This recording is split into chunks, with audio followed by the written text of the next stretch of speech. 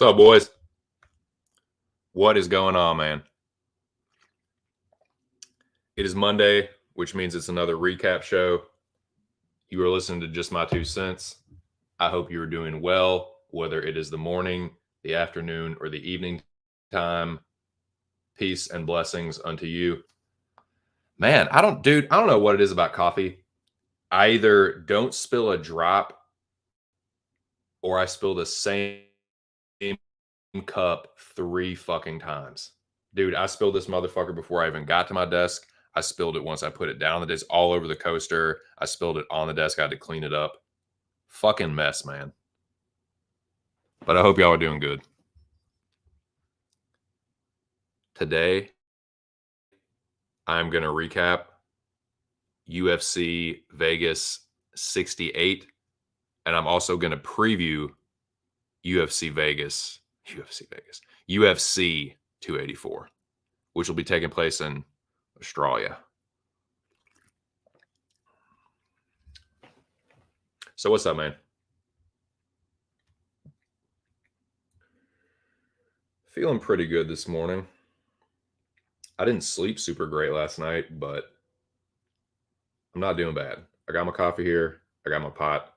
Shout out to my fake sponsor, Grassroots, for growing this lovely, what is it? No. Grassroots grew the Tahiti lime I was smoking earlier. Shout out to my other fake sponsor. Let me get this right. Modern flower for the member berry that I'm smoking now. As I announced on Friday, sorry, looking for the banner here. Yes, we're in the intro part of the show. But you can follow me on Tapology. My name is just like my channel name, and on Twitter at J_my2cents.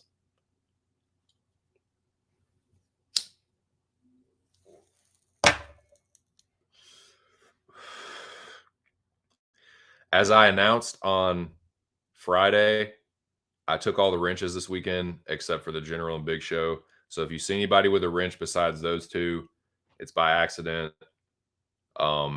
This is just to make things a little bit more welcoming for any new subscribers or any new people that come around. And also, I just keep forgetting to give people wrenches because I did it for a couple reasons, and it was like that was one of them, to kind of be like, oh, is like a little token of appreciation. But I kept forgetting because I run it off StreamYard and can't see the fucking mod status. So I took all the wrenches except for the General and Big Show.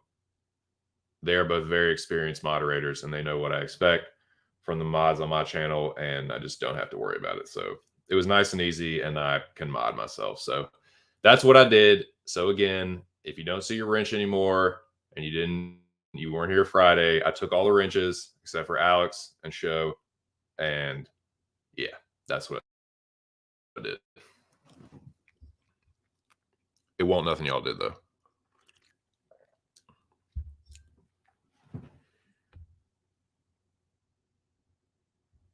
Who we got in the chat?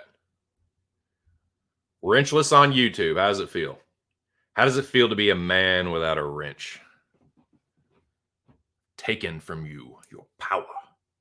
Nah, man. It's just so, yeah, it was so I wouldn't forget to give people wrenches. And, you know, there's not a fucking huge goon squad of moderators looming over you, you know. Anyways, what's up, Lobby? How was your weekend?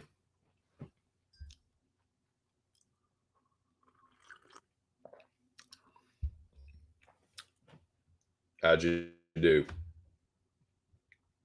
As I said, I'm going to be here in a few minutes. I'm going to be previewing or recapping UFC Vegas 68. I had a really good time breaking down that card, man. Before I get too far into the stream, I want to give a big shout out to Aaron the Dog MMA. I had a great time on his show Wednesday breaking down the fights with Lou Betcha. That was a real treat. So shout out to him. Make sure you subscribe to Aaron the Dog. Subscribe to MMA Engine, which is where you can find Lou Betcha and a lot of other cool barrages. But yeah, had a great time on the show. I would love to do it again. Now, as I said, I broke down a couple fights very extensively and taped them, whatever. But I did a lot more tape study than I usually do. I usually do some, but a couple fights I really did some deep dives on, and one in particular, I benefited from that, from the extra taping. So I'm gonna talk about it. I'm talking about how I did with my picks and my bets, and then we'll get to UFC 284.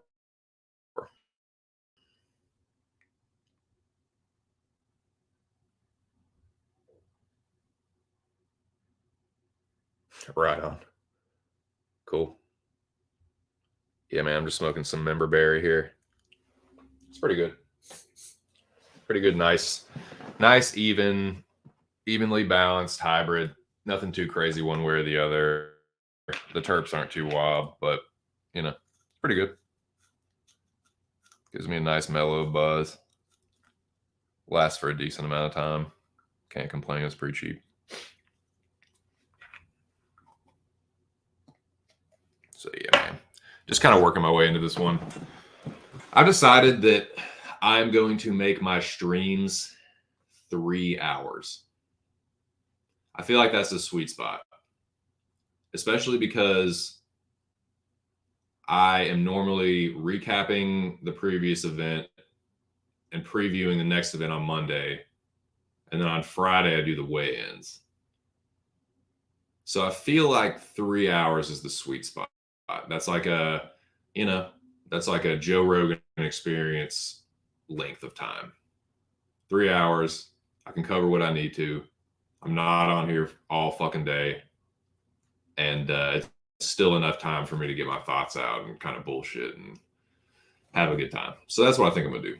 3 hours. That's a sweet spot. I'm not going to make it just, who knows how long I could stream. But yeah.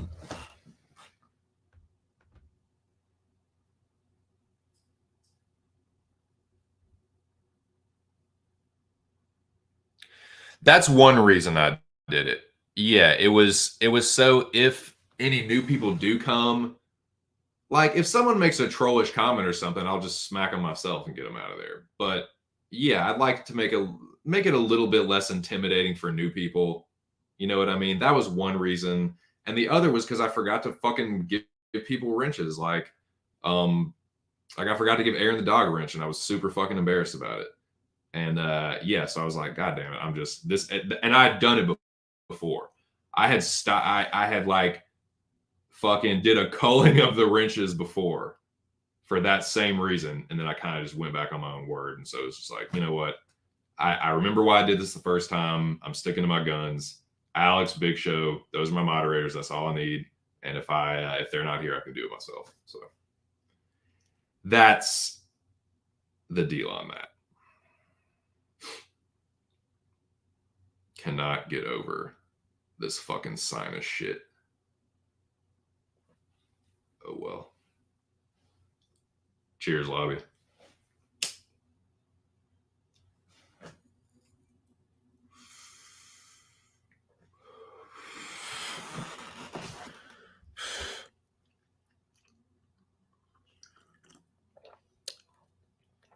Well,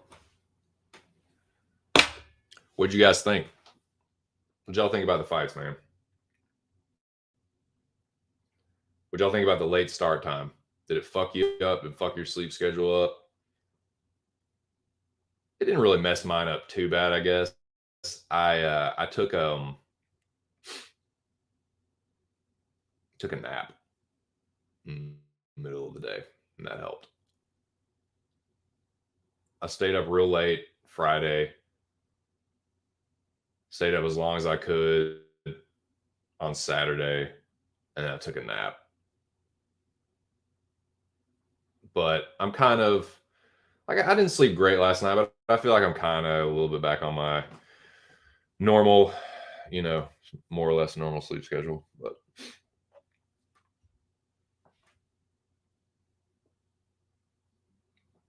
nice. Yeah, dude. Yeah, the edibles will get you, man. The edibles are fucking good medicine. I'm liking this member berry, dude. Checks all the boxes.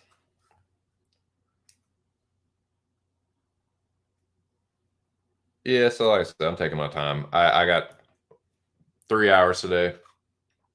I will be back on Friday to do the weigh-ins. The weigh-ins will probably be early, like the official weigh-ins, I imagine, because it's in Australia. And like when they were in Abu Dhabi, that's how it happened. The weigh-ins were like early in the morning, and they did a ceremonial weigh-in. So that's probably what's going to happen. I'm probably going to do like a ceremonial weigh-in pregame show again. So that's the plan. So we'll see. I gotta dude, sometimes they don't put up the fucking shits until like the day before. Sometimes not even that. Oh shit. Where's the big show? What's up, player? What you doing? How's your weekend? Oh yeah, I'm gonna talk about that, dude. I'm definitely gonna talk about that. So yeah, man. It was that was some bullshit. I'll get to it here, but nah, man. I there were some weird things that went on during that fight card. Some weird officiating, some weird scorecards. Definitely some controversy. Feels like there's always some amount of controversy, but dude, it was super duper present and prevalent throughout the card. There were some crazy finishes. There were some sketchy decisions. There were some pretty good fights. And I thought when they handed out the bonuses, more or less, it was right on point. There was a controversial fight that I agreed with, and there was one that I thought was controversial, but I haven't really heard anybody talking about it. I am going to touch on that, but I will go through every fight, tell you how I did, whether I got the pick right or wrong, whether I got the bet, whether the bet cashed or was burned like a kiss ticket.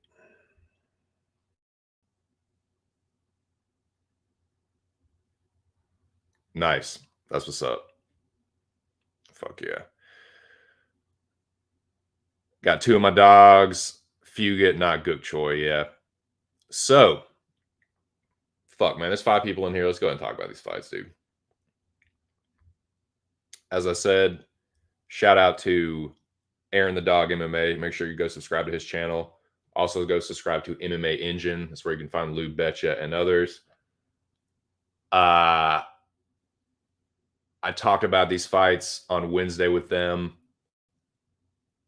and I had a great time. And some of the things that I said on that show ended up coming to fruition, and some of them definitely did not. So I'm going to go through each fight, tell you where I was right, tell you where I was wrong. But yeah, shout out to both of them, man. I had a blast doing that. We'll just go in order. Now, again, for anybody new, just put this up there. And once again, this is why I say on all these weigh-in streams, don't do this shit where you fucking base your pick or your bet based on who looks good on the scale. Because I keep these up every fucking Monday for a reason, just to show y'all. This is not why I do the weigh-in streams to get let me get this fucking edge on this fighter. No, it's just for entertainment, man. Because look, Da and Jung looked great on the scales. Got his ass whooped.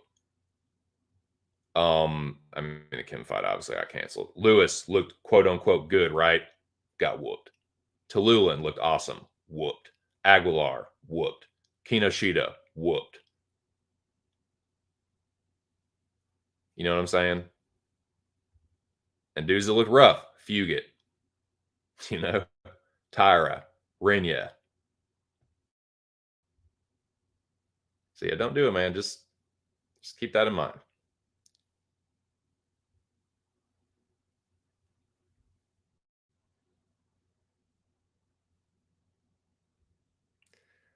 What is up with that shit? Who the fuck is Mindy Betts? Who the fuck is that bitch?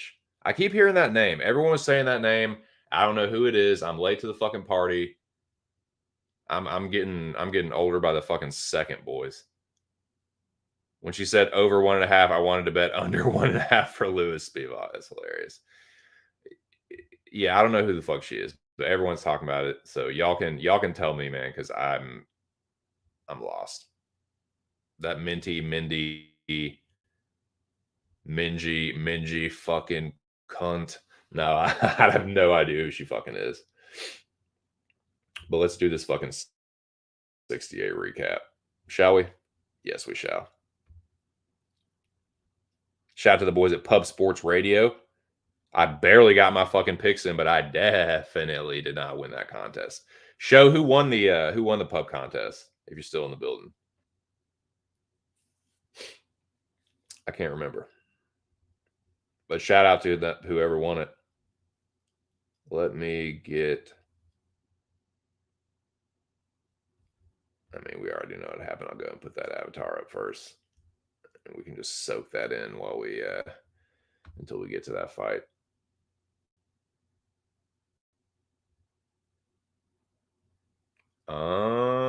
Okay. Is she officially like associated with him, or is she just like random dude won it?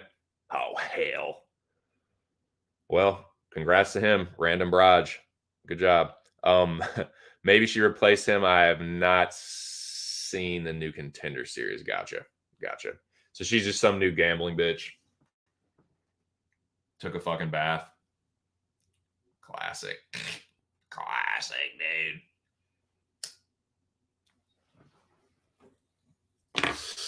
That's hilarious. Okay, well, let's talk about some other hilarious fights. Dude, I fucking love Tatsuro Taira. Takes care of business. Did not take very long. Unfortunately for me, I was really feeling that KO.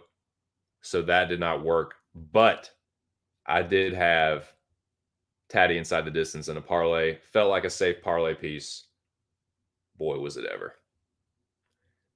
Dude, I love that he's like leaning into the like kind of like silly, like awkward Japanese kind of like excitable humor thing with the like the I'm happy, thank you. Like he knows that's his thing now. Like that's his like signature line. I love that he's leaning into it. I think it's hilarious, man.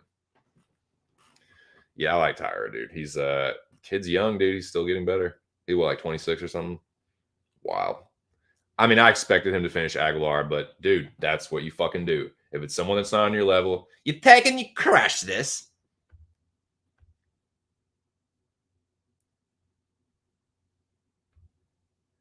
They can't have Anakin crew talk about them thanks to Krause. God.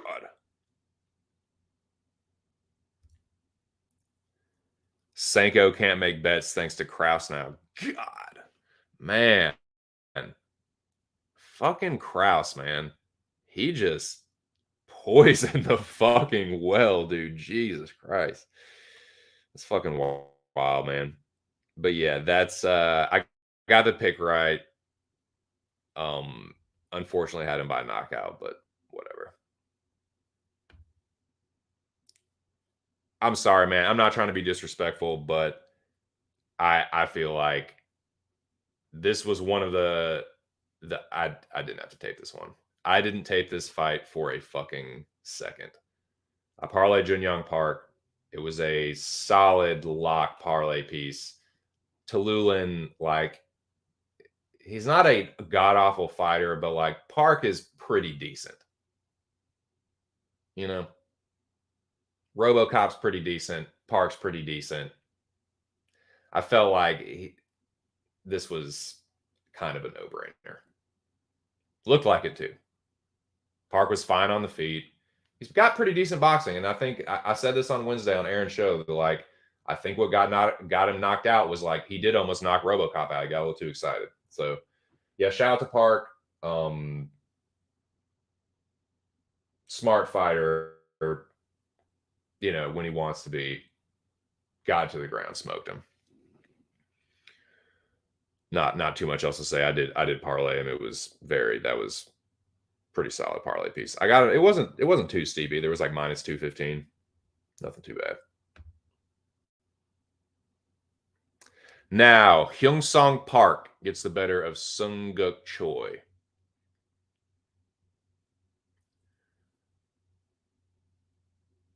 I'm trying to remember exactly how I scored this. I know I had it for Park. I think I had a 29-28 Park. Pretty competitive fight, but I feel like Park just got the better of him. Was just a little bit better everywhere. So yeah. I don't it was really weird, man. It's like Park almost, it's like the moment almost got to both of them too much. And they said something much the same effect on the broadcast, but even before the fight, remember the stare downs, how awkward and like mirror image they both were? I said that shit in Range's chat, man. They were a mirror image of awkwardness. Like they were both like a little bit too respectful. Park especially just like when he let his hands go, was good, but like he couldn't even spell the word jab until the third round. And yeah, it was weird. Maybe it was them, the whole road to the UFC finals thing. First time in the States. Maybe the moment was kind of got to them both a little bit. But yeah, I mean, once Park kind of shed that anxiousness in the third round, like he looked like the better fighter. But Sunguk Choi put up a pretty good fight. I think I gave the second and the third round to Park, if I'm not mistaken, but I can't really remember. I have not gone back and watched that. A couple of the fights I went back and watched, but a couple of them I did not. So holy shit. I expected Rinya Nakamura to win. I expected him to stop Toshiyami, but I did not expect that motherfucker to put up a like highlight reel KO of the year candidate type knockout. I said a week or so ago when Bonfim fucking flying knee McKinney, it was going to take something serious to knock that one off. I'm not saying this one is, but it's going to be on that list, and it's going to be considered for sure. If it's not one, it's number fucking 2 right now on the prelims. I mean, he was out. Fucking head all the way back, smacked the canvas. Back of his head smacked the canvas. He fucked him up, dude. And it was crazy how he just fucking marched through him like that. I expected that to be, like I said, I expected him to win. I expected him to get the finish, but not quite like that. Holy shot for this. Rinya Nakamura is for real a powerful striker that's not worried about the ground because he's such a fucking monster beast wrestler. Yeah, he's a scary dude. For sure, man. That was wild. just Terminator that motherfucker. Better striker, more durable, throwing long combos, and just he went into that fight with a singular mindset. I am going to knock this motherfucker out in the first minute or two, and he'd do this. He'd take and he'd crush this. So, yeah, big shout out to Rinya Nakamura. Nagasaki that motherfucker.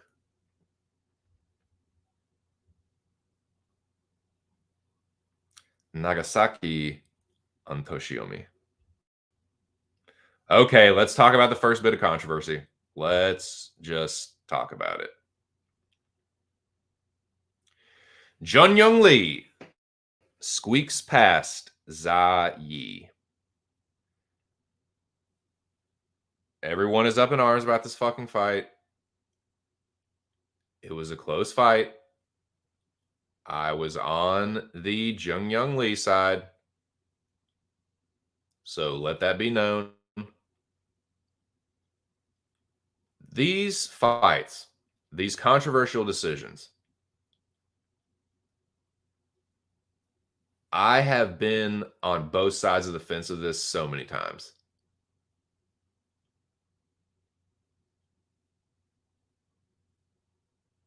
You always have to like have a little bit of self-awareness when you think about these, no matter which side you're on, especially if you bet or picked Lee or you bet or picked Yi. If you bet Za Yi, I'm sure you did think he got robbed because it was a close fight. I bet Jun Young Lee. I had him in a parlay. I thought he won. You can make an argument for either guy. Let me tell you why I think Lee won the fight.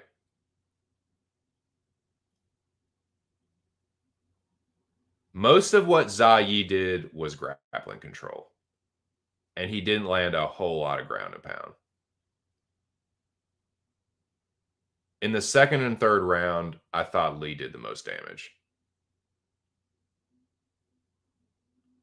And so I scored it for Lee. Again, I did bet him. I did pick him. I know there's some bias in that. And I just think that Za Yi bettors need to realize that they have some bias going into their pick as well. They had money on Yi. They wanted him to fucking win. It was close enough where you can make an argument. I just thought Lee did the damage, and that's what got it. That's what stole him round 2 and 3. So, yeah. I don't agree that he got robbed. I'm sure people that are on the Yi side, the Za Yi side, will disagree. So, yeah, like from Lee, saw some good things and then saw some bad things too. If he's going to get controlled like that by a dude like Za Yi, he definitely will by better fighters. And for Yi, like a dude with like better takedown defense is going to fucking knock him out bad. So yeah, kind of I thought he would be much more dominant, but I was wrong. So on that one, I did have Lee by first or second round KO. Kind of fucked that one up, but thank God I did have Lee in a parlay. That was the second leg of my my quote unquote safe parlay. Yeah, I had fucking Lee in there. Squeaks past him. I thought he did just enough, but it won't by a whole lot. So I understand the frustration on the Za Yi side, but you know, and I, you know, I'm biased too, so whatever. You know, people will just agree to disagree on that one, depending on whatever side you were on. Because I don't think that most people that are complaining about that fight were, you know, and there's always going to be these people too. There's always going to be these people that are like, oh yeah, like I had Lee, but I thought Za Yi won. Like I'm sorry, I just disagree. I thought Lee won that fight, not by a whole lot, but in the second and third round, I thought he did more of the damage.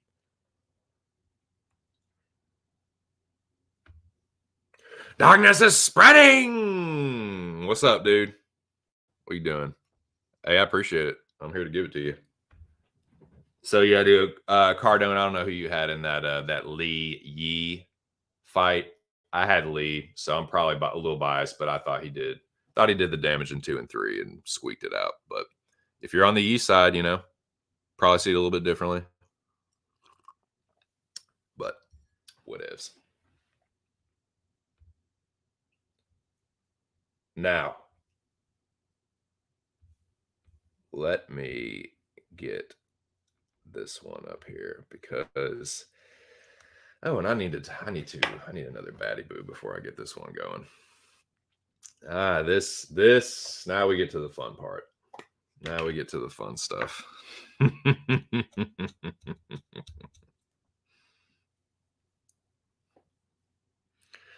fucking know.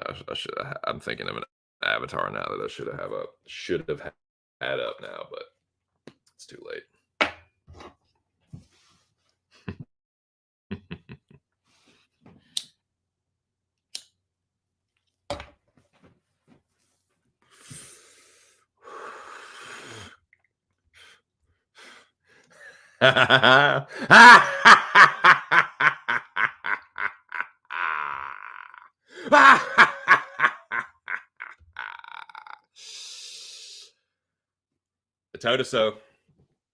A Totoso, Julian, a fucking Totoso.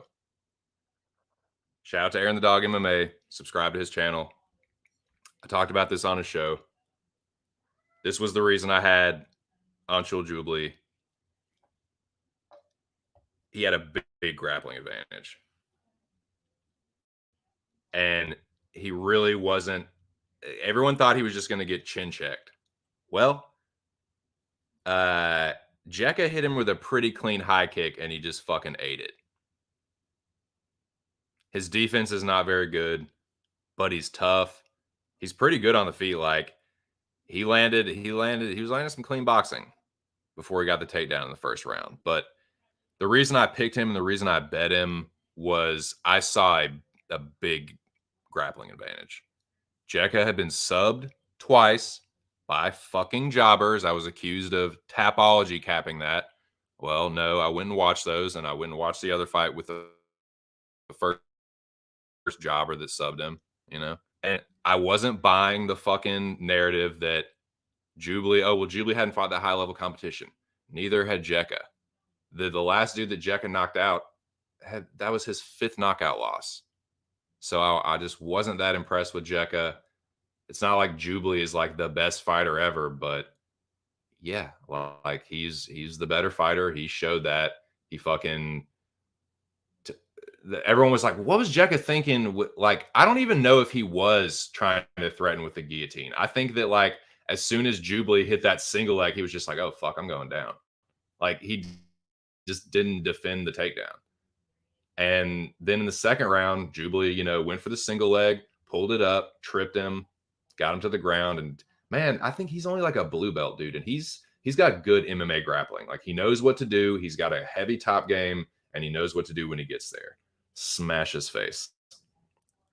Smash his fucking face. And I got a nice little shot for you right here, boys. Little smashing of the face and the skull. I love that like he was framing with the elbow and then he like pulled it up and boop right back down. It was like a little short elbow he gave him right before he finished it.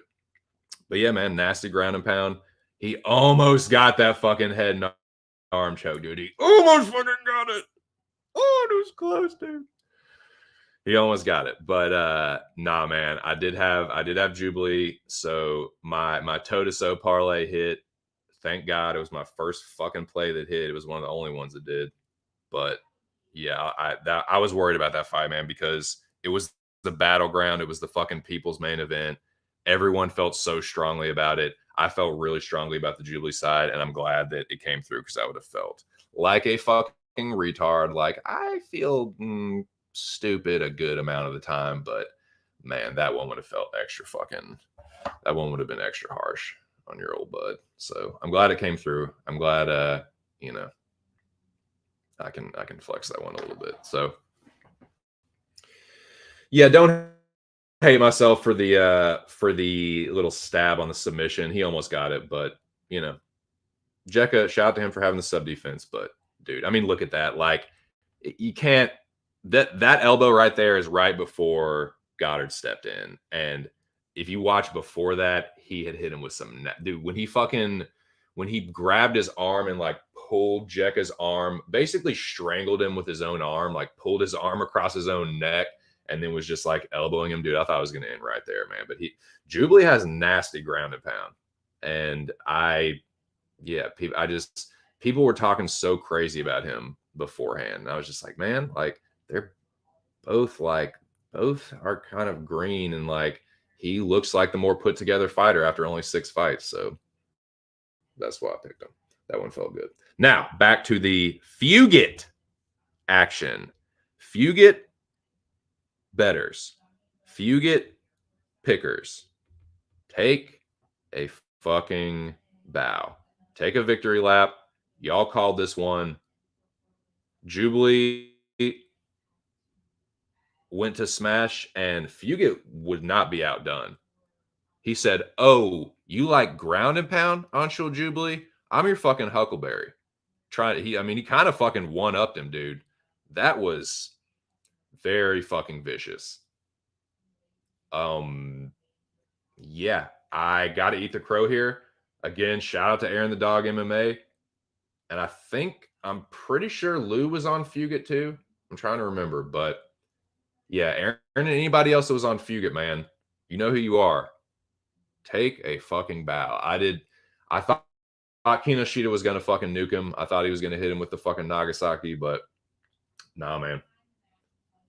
And dude, low key or high key, however you want to look at it, Fugit was winning on the feet, man. He dropped Kinoshita, and he hits really hard. And yeah, maybe it's me just not thinking as highly of Michael Morales as some people do, but that was something that like gave me pause. And what I will say, and what I am so thankful for, was that I almost bet Kino. I fucking almost did it. I thought better of it. I'm glad I went with this anyway. This was safer. I'm going to keep that in mind in the future. Like fights that I think are going to be volatile, and I don't want to get burned on one side or the other. Just when this fight doesn't go tatty inside the distance, and I squeaked it out with Lee. But yeah, those two right there got me in the green, just a little bit, but kept me from having a losing night, just fucking barely. Now let's talk about the other controversy, and this one is really like, it's controversial, but for a different reason.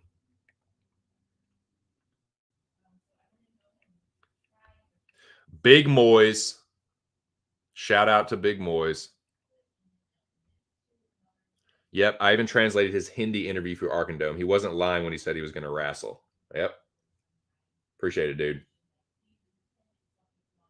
I mean, in spots like that, fuck yes. Where I'm like, like there might be one I'm looking at this weekend that I just like, ooh, that just screams volatility. I don't know if I want to be on one side or the other. Might just go inside the distance. What up, Playboy? What you doing? Shout out to the whole Texas dude. South in here strong, boys. What's going on, man? Who is that? Who's that little chickadee in your little avatar? Oh, this next one. Yeah. We'll just get to it. Yeah, I know. This was some bullshit, man. Fucking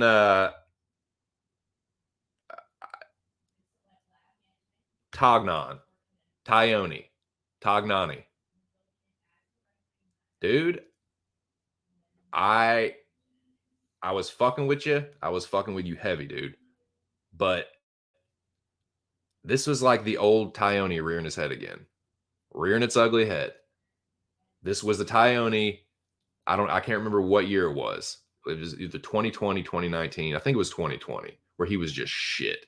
And then 2021, he was better. And then 2022, he was better. But like, this is the old Tyone, where it's like, what the fuck are you doing? Sure, stern warning. If you do it again, I'm taking a point.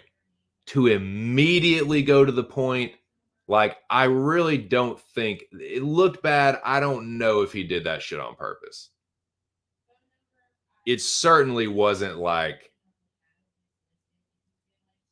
man, dude, if you ever see like street fight videos or like a bar fight video or like a fucking movie where someone headbutts like that, it was not that, dude. If he wanted to headbutt him, he could have headbutted him a lot fucking harder. I don't think it was intentional. That was some bullshit, man, because it definitely affected the fight. Ho Choi won that fight. Let's just be fucking real. Ho Choi won. It should have been 29-28 Choi across the fucking board. That was bullshit. I don't know what Chris's deal was. He slipped on that one. That was a fuck up. That was a bad one, man. It's just he fucking robbed the guy after he's been out for 3 fucking years. Whatever. That was whack.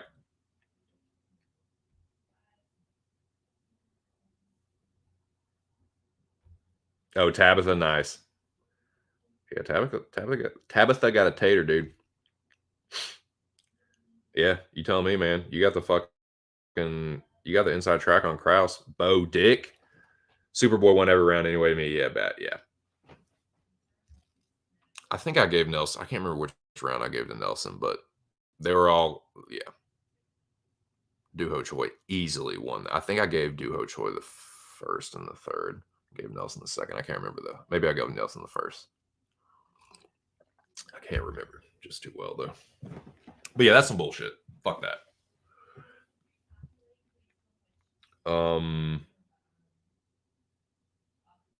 Now, this one, people are not going to agree with me on this one. I know a lot of people had Tybura. I haven't seen anyone really been like, oh, Blagoy got robbed. I thought he did. I thought Blagoy got the better of the striking in the first and second round. Tybura clearly won the third. But I thought Blagoy was landing heavier. I thought he was landing more damage in the first and second round. I thought this was a lot like Sakai, whereas like Sakai was doing more kicking, but Blagoy was like, he was countering Marcin every time he would throw a kick. He got the better of the boxing. Thought he landed the heavier punches. I thought he got fucking robbed again, but whatever.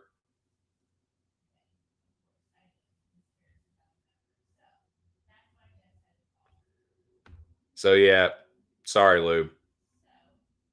I understand if you would now like to kill me, but nah, man. That Blagoy by KO, I should have known that wasn't going to happen, but I thought he got robbed. You know, some people are going to disagree with that, but especially if you're on Tybura, like, oh no way, like okay. I thought if you're on Tybura, your boy got cracked in the first and second round by Blagoy, and he fucking wrestled in the third because he was getting his ass whooped. But whatever, dude. What ifs?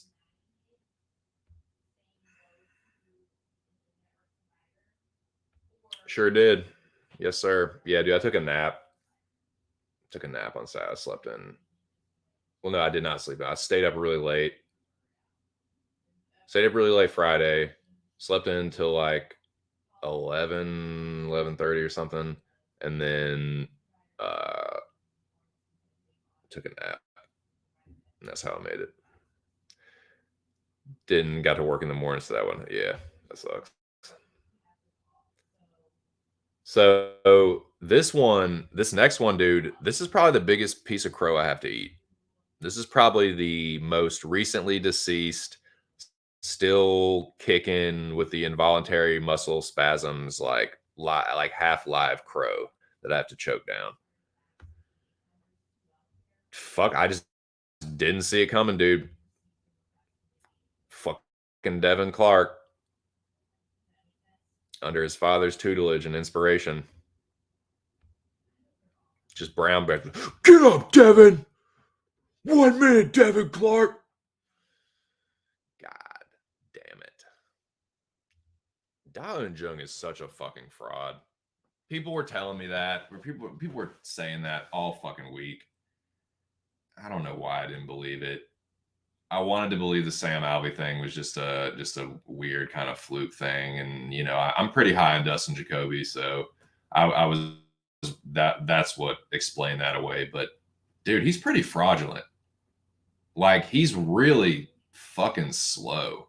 He's very powerful, but he is a lumbering, slow fucking Mollix, dude. He is a lummox. He's a big fucking South Korean lummox. He's a powerful grappler. He's a powerful striker, but if you're a superior strike, like, how is Devin Clark like outstriking you, dude? I understand getting out wrestled by Devin Clark, which is what you see right there. Get up, Devin! But dude, what can I say, man? You just fucking beat him. Fuck!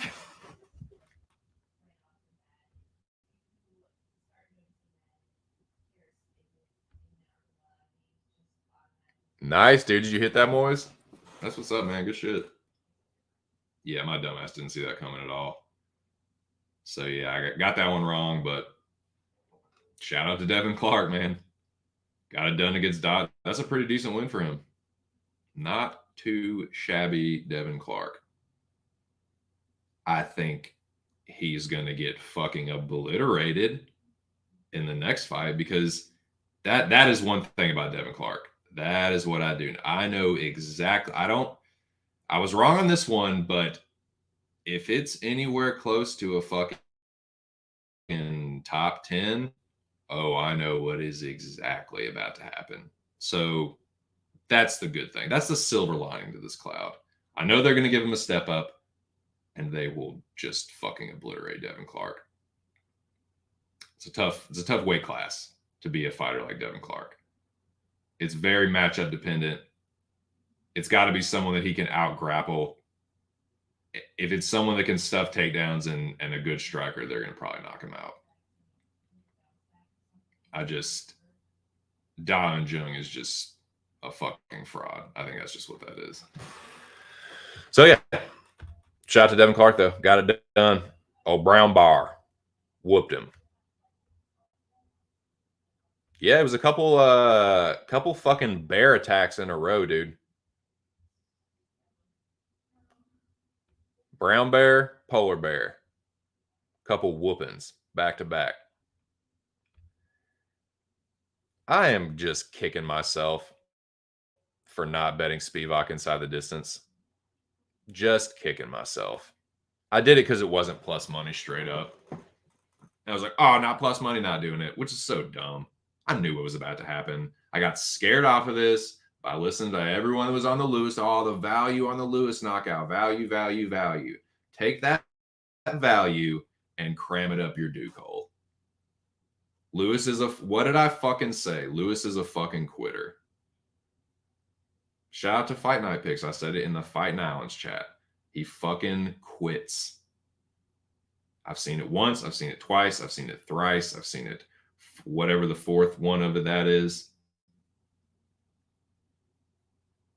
He's a fucking crazy hammer and a flimsy ass nail, dude. Like, he doesn't even get drove in right. Like, you hit that thing once and it bends in half. It's not like dude. That was easy work for Spivak.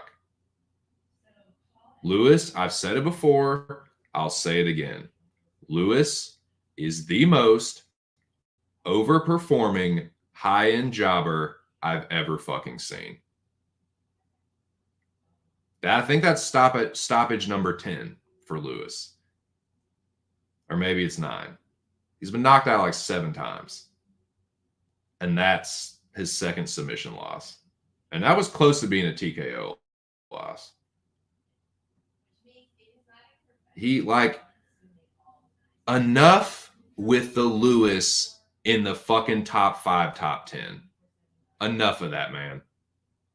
Lewis is 37, 38. And it annoys me because Dana's like, he's not going anywhere. I love Derek Lewis. It's like, okay, fine. Let's get some more Black Beast KOs. Let Lewis be the gatekeeper for these fucking dudes entering the top 15, these like prospects. Let him take care of that.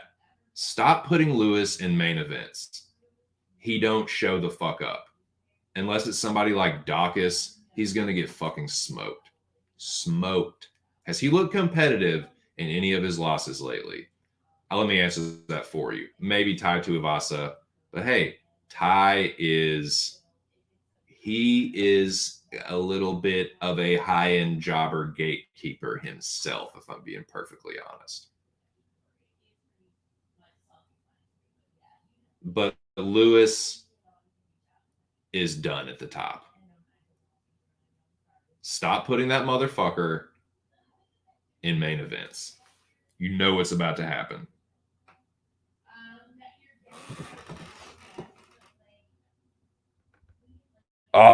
Lewis is in shape.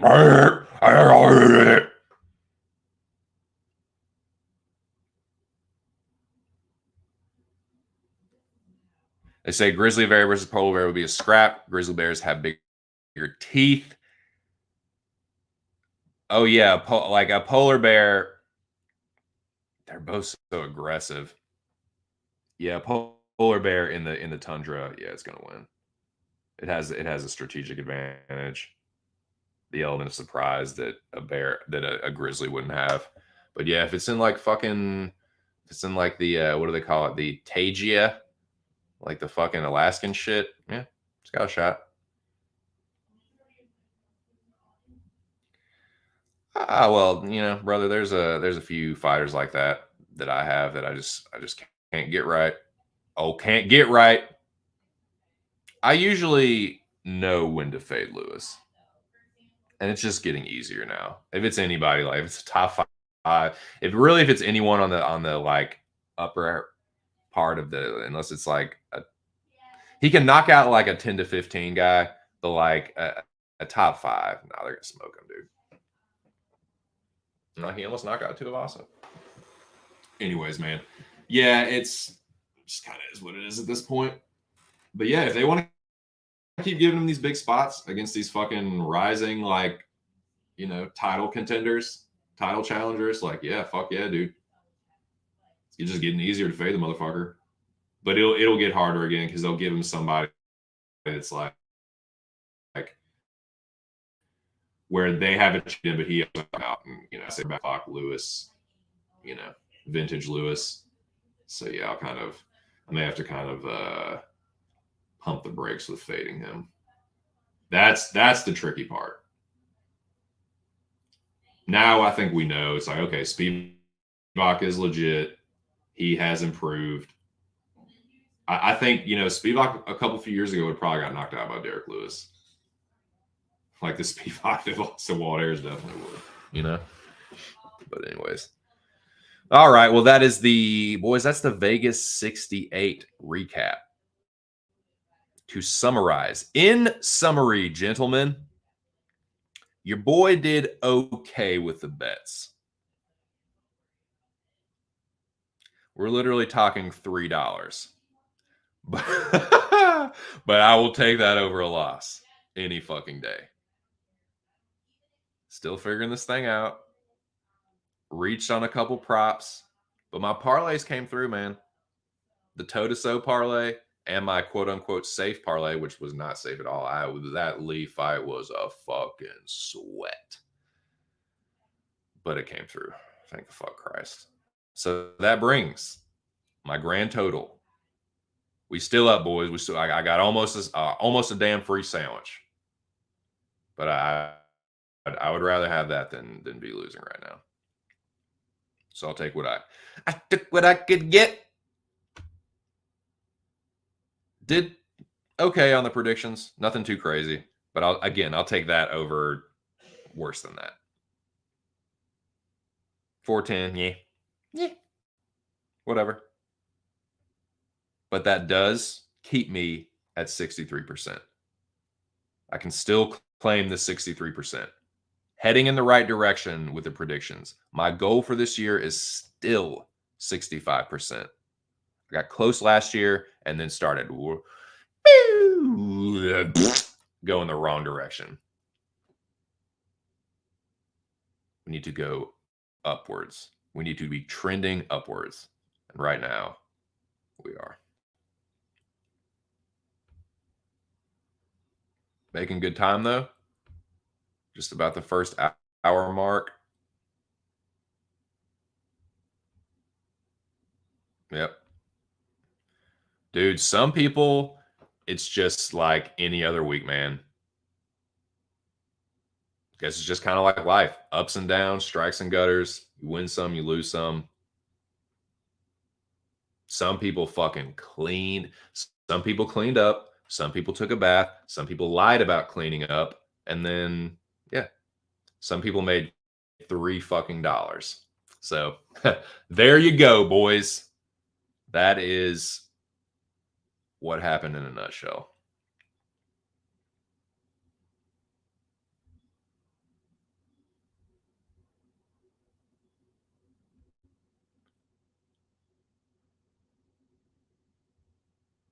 Namaste, Bo Jackson. Yes, Jubilee Whisperer. Yeah, man. What's up, dude? What are you doing? What are you up to, Bo? How's your weekend?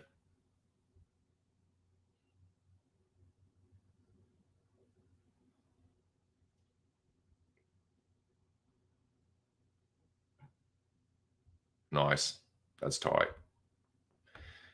Yeah, and I was on Jubilee before a lot of other people were. So, anyways, that is Vegas 68.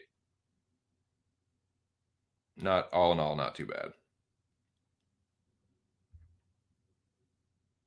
Let's preview the next card, gents. What do you say? What do you say?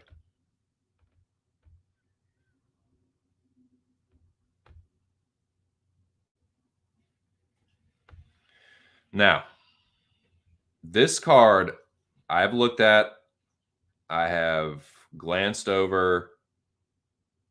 I have not really started to tape it. That's not an. I watched Islam Makhachev versus Charles Oliveira this morning. So if that you can call that taping, sure. That's all the taping I've done. I will be doing that the next few days, especially the prelims. Um, I saw some of it. I saw some of it. I saw that. No, I saw the end of it. Yeah, I saw the end of it because I'm remembering the end now, the comeback. But yeah, that shit was crazy. Dude, how about that Lorenz Larkin KO? Yeah, I forgot to talk about Bellator. Fucking, I didn't watch all of it. I only saw the replay of the fucking Bader knockout. But man, that eat your fucking heart out, Mike Perry. That was very similar to the Mike Perry Jake Ellenberger KO. You know, it's a 50-50 clinch right in the middle of the cage, and Larkin just hit him with his elbow on the break. That was fucking nasty. Like, he hit him with it, sent a shock through the dude's body, and he just fell face. Like, could not catch himself. Face hit first, flattened him. It was fucking sweet. Yeah, but this card is fucking sketchy, dude. I'm not gonna lie. This card is fucking sketchy. I'm gonna talk about it. I'm going to go through and just kind of give you my general thoughts about all these fights, whether I need to tape it extensively, if I have a lean on it, or as of right now or not. But I'm going to take a brief intermission. I'm going to hit the head, and I'll be back, and we'll talk about this fight card real quick. Just general thoughts, opening leans, reads, what have you, and then I'll be tape studying the next few days. So I'm gonna pull this song up and I'll be right back.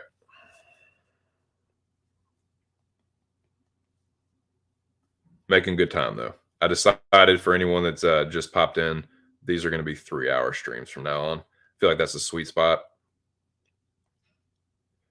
What am I doing? Song. All right, I'll be right back.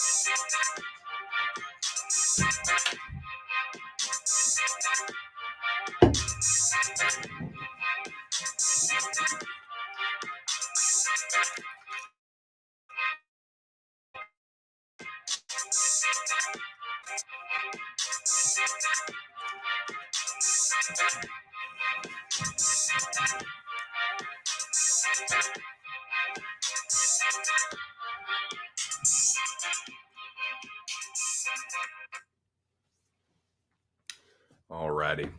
What's up, boys? Well, the music's off, but it's still intermission because I want to smoke real quick.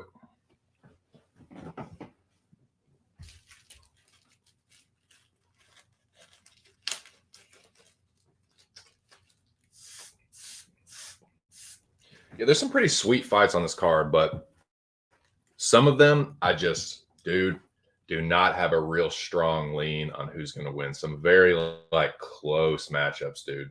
where it's like, yeah, one dude is better on paper and has better wins, but man, this other dude is really fucking live. There's a couple fights like that, and definitely some prelims that I just will be going into completely blind, but got to start taping those.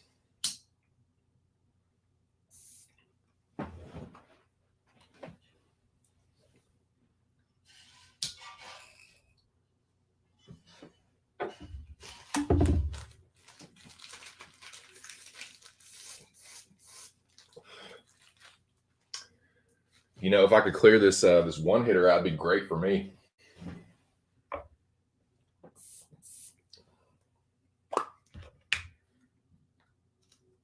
Maybe if I just stuff some more weed into it, maybe that'll help clear it out. No bullshit though. Sometimes that can do the trick. You get something more burning against it, and it just, you know, melds with the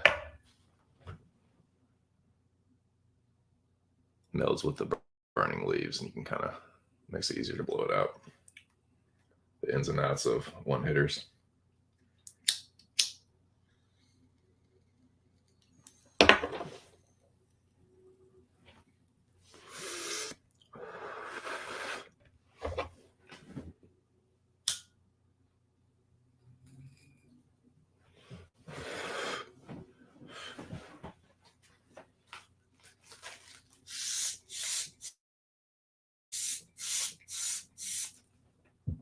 Yep. See, that's better. But the next one will be even better. Almost clear. Yeah, man, I like this member berry. It smells really fucking good. Like the taste isn't bad and the high is pretty good, but like the smell of it is really very fragrant.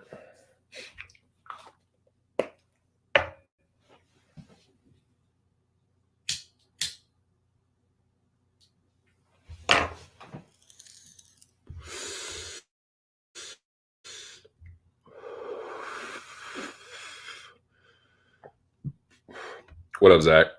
What are you doing? Dude, it's the worst. The worst, dude, is when you're fucking driving. Oh my God. Dude, gotta have the one hitter unclogged before a drive.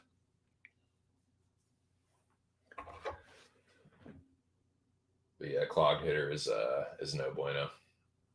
I need a good poker in here. There's one out in the living room.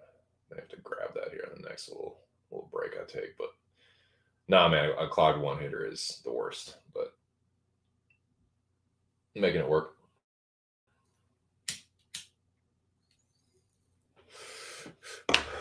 Well, Zach, unfortunately, you missed the recap, but you're here just in time for the 284 preview. Moving on to next week, this week rather. And I was just saying, I think this fucking card is.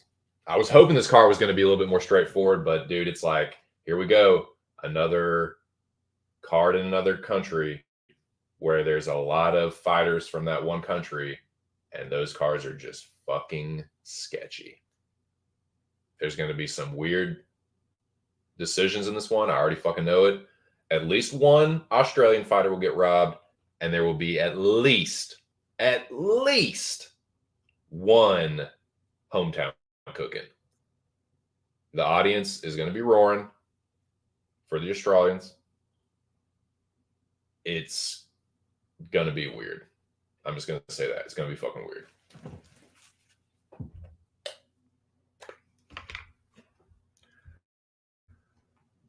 I know, dude. I know. Yeah, man. There were a couple people that I always say, you know, I'm an entertainer first, a predictor second, a gambler third. And if you decide to tell me on these picks, you're doing so at your own risk. There were a couple people that tailed me on that Jubilee pick and cashed on it. So congrats, boys. That's what's up. That does feel good. Nice, dude. Yeah, I watched Makachev and Charles Oliveira this morning. That's literally the only fucking tape I've done so far. But I'm gonna look at this shit right now. You want to? You want to join me?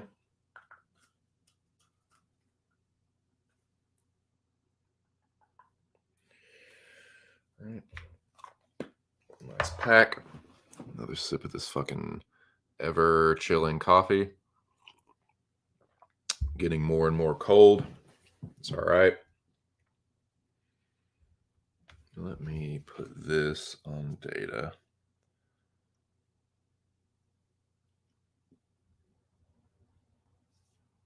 I'm just put that on airplane mode.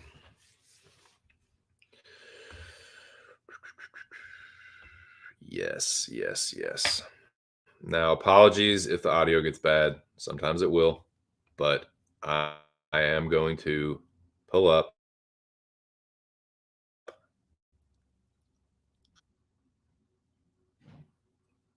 Topology.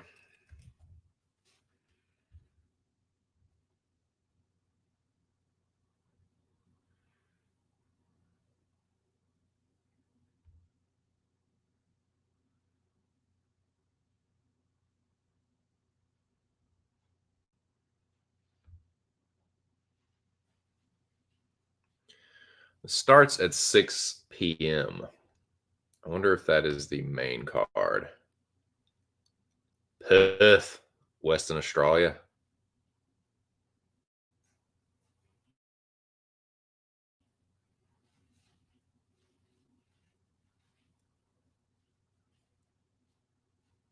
Right. Now let me pull this up.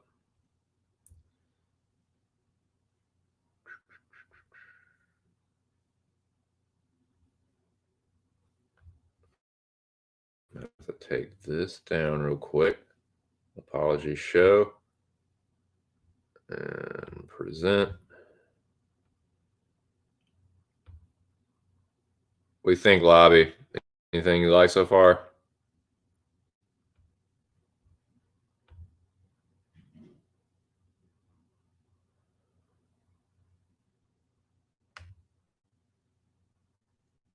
I remember the name Blake Builder, but like Elvis Brenner. Yeah, this is gonna have to get taped.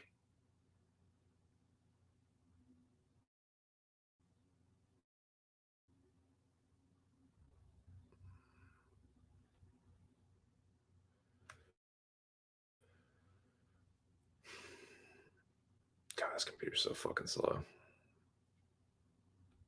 Just need to get a new computer. There we go.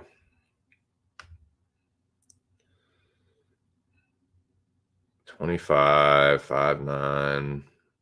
Shoot the box. So does that mean he's shoot the box? Is shoot the box at Diego Lima the one? Isn't there a? Is there one that's in the United States?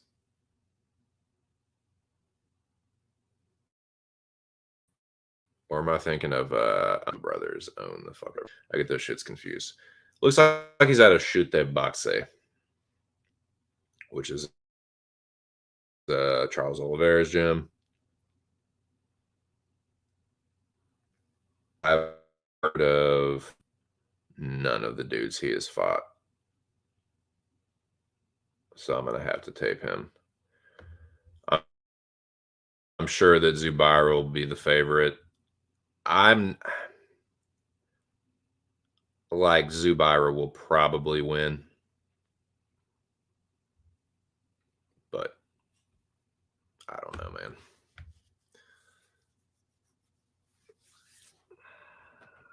I'm getting really fucking pissed off at my shit ass computer.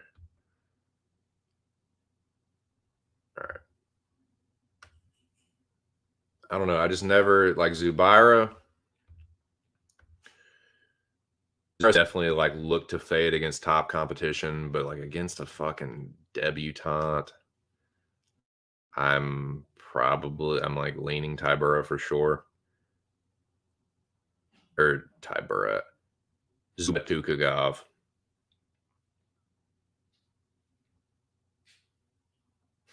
You know, losses to Dawodu and Hinato are not the worst thing in the world. Just he's got experience over guys like Ramos. You know, Kevin Aguilar is kind of a jobber, kind of chinny, but you know, Zubaira, he's someone that I like. I've never been super high on, but I think he probably beats. I'm gonna tape a little bit of Brenner just for man. Anybody, anybody on Brenner or Brennan or whatever the fuck?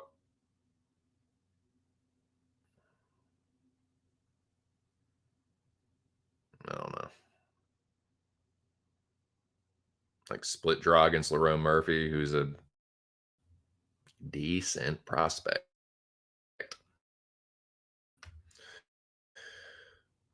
I don't know. Food for Zabira. It's probably one or the other. Well, it's kind of seeming like the latter. Now, Builder sounds familiar. Contender Series? I can't remember off the top of my head. No, yeah, yeah, Contender Series. Yeah. Okay. Yes. This one is interesting, man. This one I'm gonna have to tape. I gotta tape Shane Young's grappling defense because I have never been very high on Shane Young. I was all over Ludovic Klein in that fight. I was stunned that people actually picked Shane Young. I've never been high on the guy. And it's not just shit he does. That or the fuck dance that like it's not just that. Like he's not a bad fighter. He's not terrible. But I never thought that high of him. Like I was just like, okay, he's a serviceable jobber, But he's like Omar Morales, Ludovic Klein, Volkanovski. Those aren't terrible losses. Decision loss to Volk, whatever. But I'm gonna have to just. I mean, I can't remember too much from Builder, so I just gotta take this one. I can't even start to talk about it, honestly.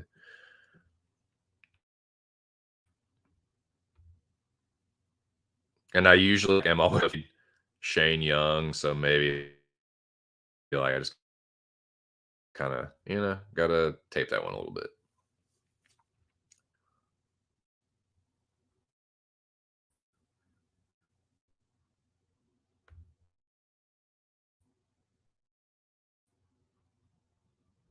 Oh my god, dude. All right.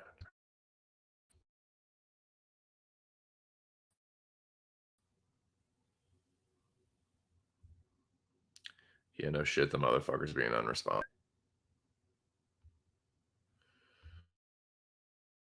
Okay. Sorry, boys, I gotta take that down. It's fucking with it. It's fucking with the computer. Let's see. Yeah, see now the signal's down to fucking nothing.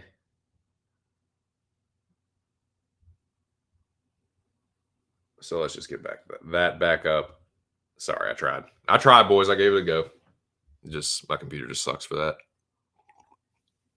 I don't know. For some reason, just will never carry a strong signal when I put the screen share up.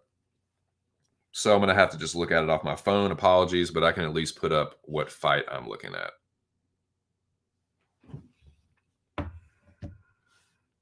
So let's make the banner glancing over.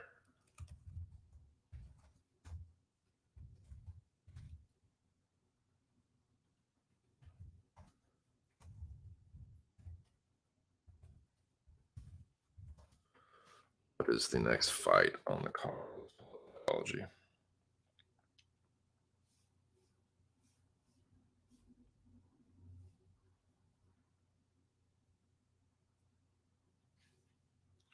The next fight. Luma Lookboomy and Elise Reed.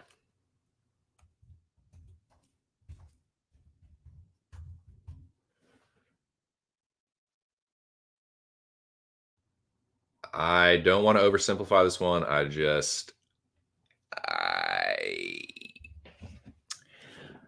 don't see Elise Reed winning this fight. I'll just say that right now. I have not traditionally been the best Elise Reed predictor. She is such a weird fighter to cap and to like. It's all low level competition. It's all like neither one is considerably better than the other. Like Sam Hughes is a decent win, or Sam Hughes is I was gonna say a decent loss, but I mean she kind of fucking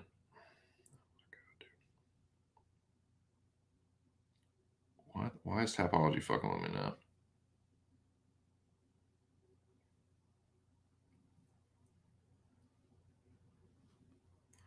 God, dude.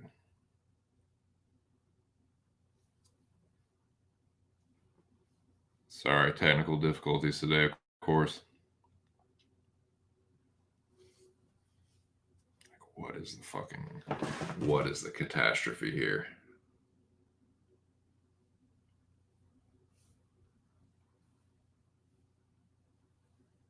Topology.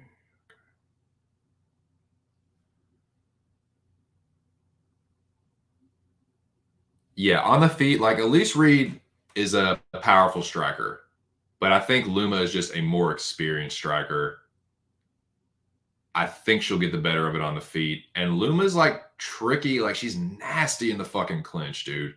I just think like Elise Reed is good, Luma's just a little bit better. I'm not gonna say this is like a total mismatch, but it's almost that way. Like I think Luma might make it look like a mismatch. So I'm on the Luma side here. Um like Luma kind of busted up Sam Hughes and Elise Reed got smashed by her. Like I think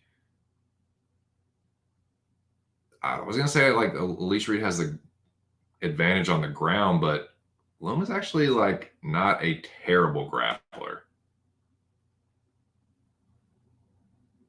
Like Loma loses to experienced fighters and good fighters like Loopy. I mean, like Loopy's, some people aren't as high on Loopy as others, but Loopy's decent, man.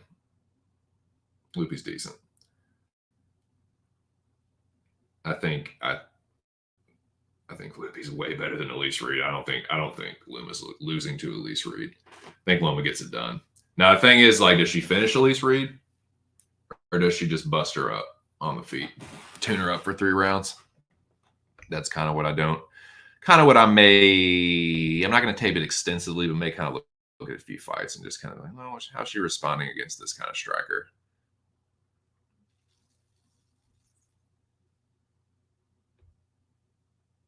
Young is the younger man, but has north of 30 fights. He's got miles on his career. Yeah. Yeah, I don't really see the like Zubair is on the card because of Islam. Let's just be real. Yeah, and kicking off the fucking that was like the first or second fight, right? Kicking off the main card or the prelims. I think he'll probably look to make it stay. Yeah, it's the first fucking fight. I think Zubair will probably kick it off with a bang.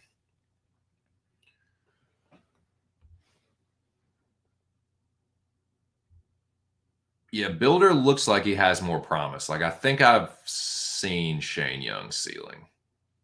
You know what I mean?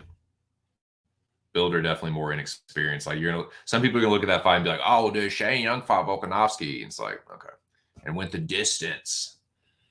A lot of people do. So people look at the distance against Volk. Where are we at? Jack Jenkins, Don Shanis. I know there's some barrages on Don Shanis. I will have to tape this more. I just don't have a strong read.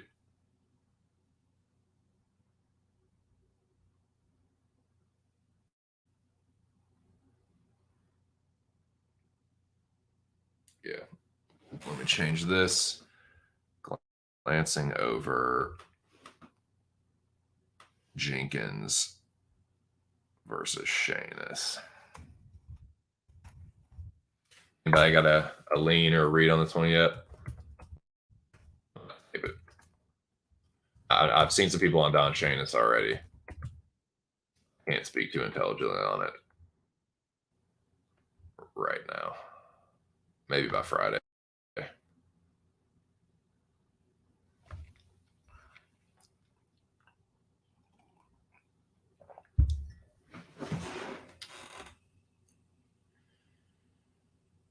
We will see.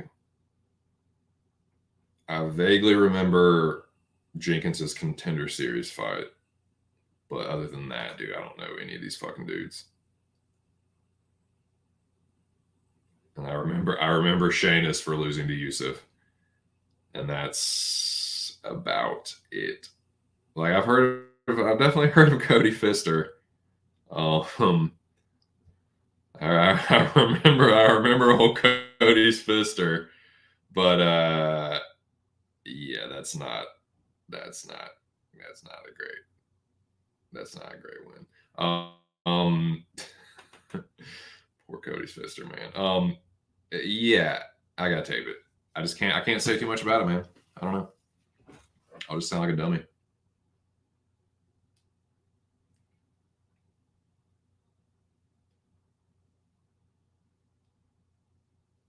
What is the next fight here?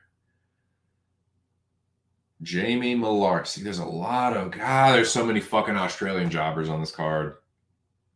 Fuck, man. There's an Australian fighter, 1, 2, 3, dude, on every single, except for the co-main event, except for the first fight, the chick fight, and the co-main event. There's an Australian fighter on every single goddamn bout, which is sketchy, dude. That's fucking sketchy, especially if you think some of these are going to decision. I'm telling you right now, there will be one Australian fighter that gets robbed, and at least one hometown decision. That's my maybe not even so bold prediction. That's just a prediction of mine. Malarkey, I've never heard of Pradow. Shiny undefeated record. A combination of submissions and knockouts. Never seen him. Gotta tape it. What do I know about? Oh, still have Sheamus up there. Glancing over.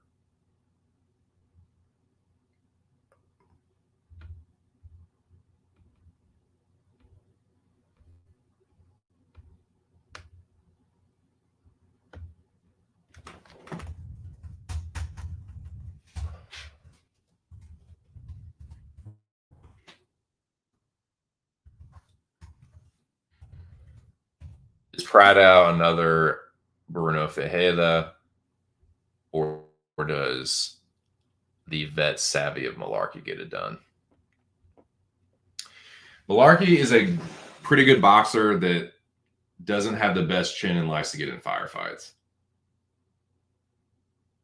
So I could see him potentially giving a guy like Pradow an opportunity to knock him out, but I've never seen Pradow before, so this is just pure speculation.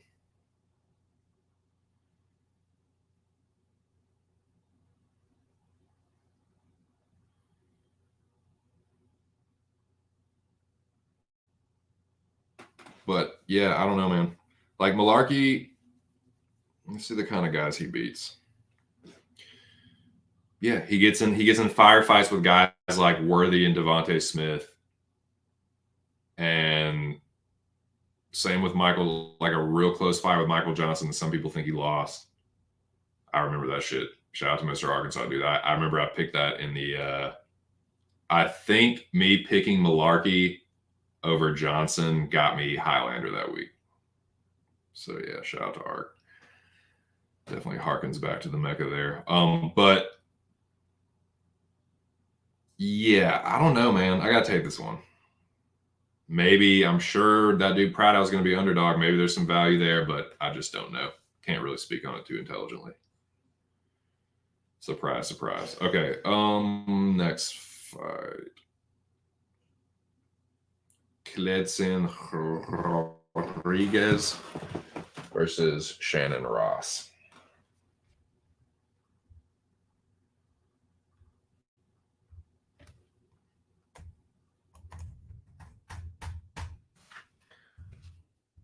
Kledson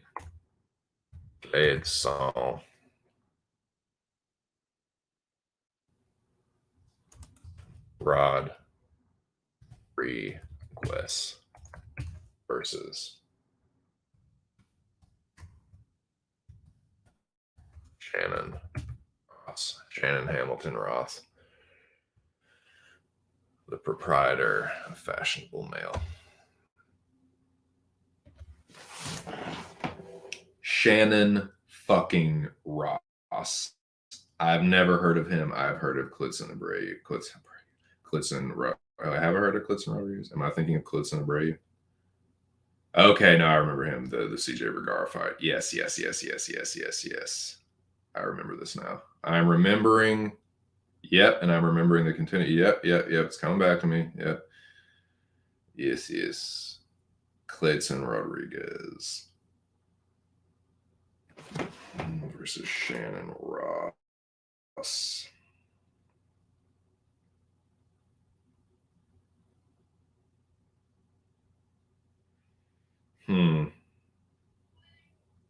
Gonna have to tape it.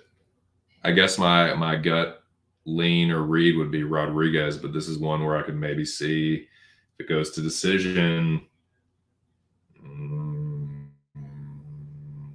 A debut in Aussie. I don't know, dude. That one could get greasy. I'm telling you, this card is really fucking weird.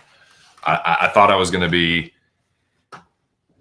I said the same thing about the last card. Like it's sketchy. There's a lot of Korean and Japanese fighters, but now here we got another one in Australia. Like last week was supposed to be in Seoul, so that it would have maybe felt a little bit different. But this one, all Aussie fighters except for one or two fights. It's in Perth.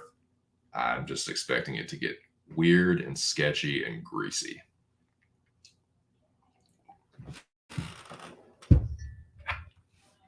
That could be one of them too. But if gun to my head, I'm probably leaning Clayton. You know, Y T B D.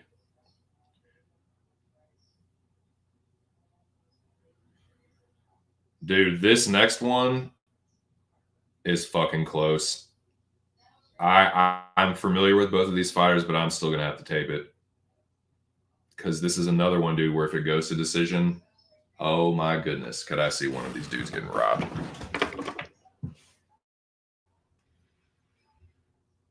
I think y'all know what I'm talking about. If you're following along, it's literally the next fight. Talking about Joshua Kulabau versus Melsik Bagdasaryan. To me, this fight is all about how high you are on Melsik. And I mean, I guess I'm a captain fucking obvious statement, but versus Joshua Kulabau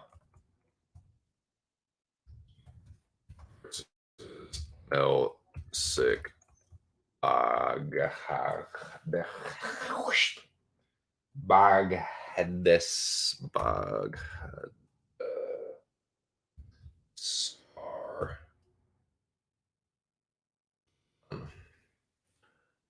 Bagdasaryan. I feel like this could be a battleground-esque fight. I feel like there's going to be some splittage here. There's another fight coming up that I think is going to be really fucking split, boys. But this one here, I feel like, yeah, it's going to be split. I would be lying to you if I said that I wasn't leaning Melsik.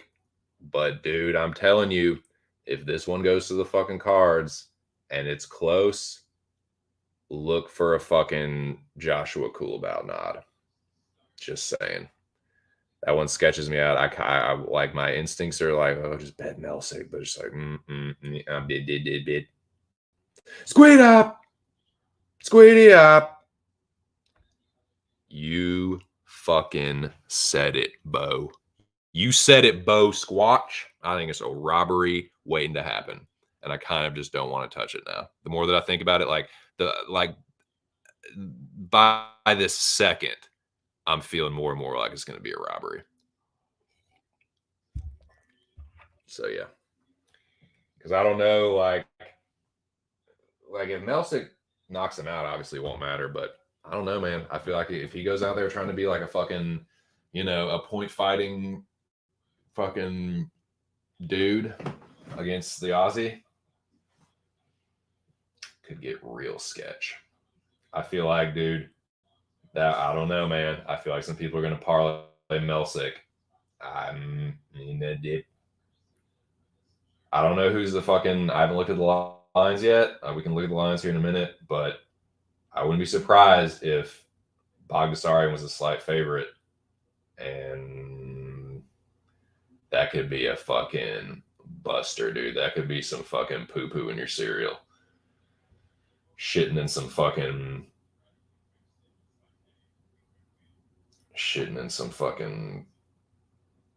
beers and some beds and some bowls of cereal and soup and whatever else, fill in the blank. Shitting in an apple pie, whatever else parlay busters shit in, you know. But yeah, dude, I am with you on that one. That it just feels like that one just has red flag all over it. There's another fight coming up here that has red flag all over it, but I feel like I might know what to do there. But that doesn't mean a whole lot. So, glancing over now, that I'm gonna have to tape that one, but I'm from as far as a betting, y'all know better than me. Y'all definitely know better than me on that one because I don't want to fucking touch it.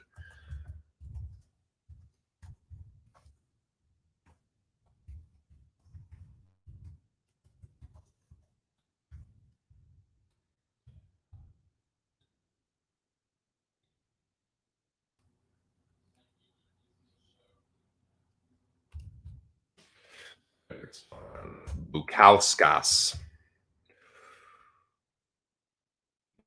Lithuanian fuck.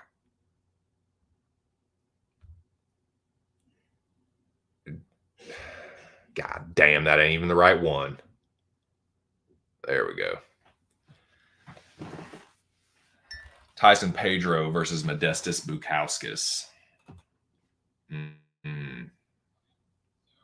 The battle of the bionic legs. The battle of the knees. Boys, this fight makes my bum knee hurt just thinking about it. You know, when I don't know if any of y'all got like a bad knee or bad back or bad anything else, shoulder, hip, something, joint. When it rains or when there's a change in the barometric pressure, you can feel that shit. This fight makes me feel like that. This fight just makes my knee hurt thinking about it. Both of these dudes are coming off fucking knee surgeries. God, the return of the second run of Modestas Bukauskas in the UFC. Man, this just feels like Tyson Pedro's fight to lose. I'm sorry, it just does. Some people are going to look on Tyson Pedro's record and see that fucking Shogun loss and be like, oh, dude, I can't excuse that. An old Shogun. He hurt his fucking knee in that fight. Like, if he hadn't hurt his knee, he probably would have smoked Shogun. But it is what it is. That's not a good look in the year that he lost to him. But if I'm being honest, great win for Bukauskas and Cage Warriors and getting the belt. that dude is a fucking jobber. Pedro is a prospect slash, solid fighter, maybe future contender, but I think he's better than Modestas Bukauskas. I mean, honestly, if Pedro really wants to dominate him, he should just grapple him and sub him. Pedro on the ground will fucking destroy Modestas Bukauskas. I think he wins on the feet too, but that's giving Modestas his chance. Modestas is a pretty good striker. He's got a good striking kickboxing background. He's good on the feet. He is not on Pedro's level on the ground. If he's smart, that's what he'll fucking do. I don't know if I'm super interested in like hammering Pedro, but I will probably have something. Maybe Tyson inside the distance. I don't know, man. I'm a little sketched out about it because of the knee shit and like Pedro's inactivity, him being in Australia. I don't know, man. Like Pedro is like, I'm not going to say he's a busted prospect, but he's just been kind of weird. Like it's just weird. The knee injuries are like, I know he hurt his leg, but lost a Shogun. It's like, no. But I think he's better than Modestas. I think he probably gets it done. If you got the fucking pistol to my temple, yeah, I think Pedro wins it.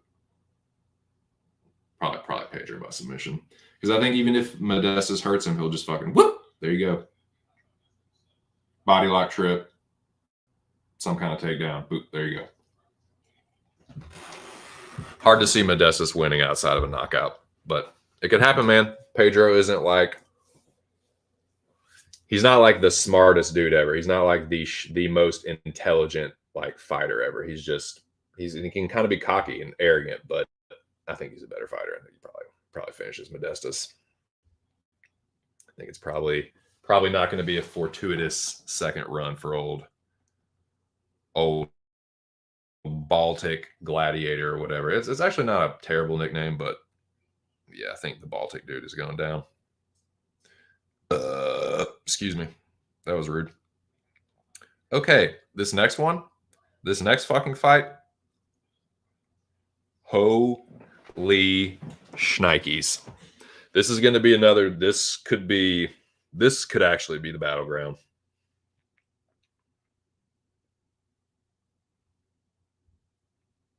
No. Just because you said that, no. I was going to put that up afterwards, but nope. Just out of spite. All right. I'll probably put it up anyway. So this next one, dude, I don't really know if I even want to fucking pick a side. I think it's going to be hotly contested. I think you can make a case for either gentleman. And I mean a strong case too. Y'all know what I'm talking about. I think this is going to be the one, dude. I think this is going to be the Anshul Jubilee Jekasargi of this week. I think this will be the split one. Maybe the main event, but come on. It's going to be this one. Maybe Yair Emmett. Maybe. I don't know, though, dude. I really don't know. I don't know. From a betting standpoint, I really don't want to pick a side here because this is what will happen. If I pick Alonzo Menifield, Jimmy Crute will take him down and choke him. If I pick Jimmy Crute, Alonzo Menifield will turn his fucking lights out. And I'm worried that I might not even touch this fight because I'm worried if I bet the fucking knock the inside the distance, which seems obvious, they'll go to decision. They'll fucking stare at each other. It'll be sketchy. They'll each hurt each other, and then they'll each hurt each other and then get gun shy, and it'll be a fucking sketchy, like, Alonzo Menifield will probably win and get robbed if it goes to decision, but I don't want anything to do with picking a side. There's too much, what do they say, volatility. I know I've been like almost overusing that word since I've heard it used recently, and you discover a new word or what I mean, you just fucking say it way too much. This one screams it. Don't want to be holding a Crute ticket when Alonzo Menifield knocks his fucking skull into the stratosphere, and I don't want to be holding an Alonzo Menifield ticket when Jimmy Crute takes him down and gets on top of him. No, thank you. I'd rather just like yeah, maybe play inside the distance, but or maybe early, maybe. But I don't know, man. I don't even know if I want to touch that one. It's sketchy, dude. It's real sketchy. You can make a case for either guy. I don't like putting my confidence in either dude. They're both kind of like very talented, dangerous, but kind of like can drop the ball, dude. I wouldn't say either one of them are like. It's like I wouldn't say fight IQ is like super high on either one of. They're both kind of like wild, like they're definitely dangerous. Like Crude has good boxing. He has really strong leg kicks. He's really well rounded. He's a very dangerous grappler. On the other side, Minifield, he's incredibly powerful. He's not a terrible grappler. I just on the ground, Crute's gonna fucking smoke him. But I worry about Crute. He gets in these fucking firefights. It's what, dude. It's what. Who's it? Anthony Smith.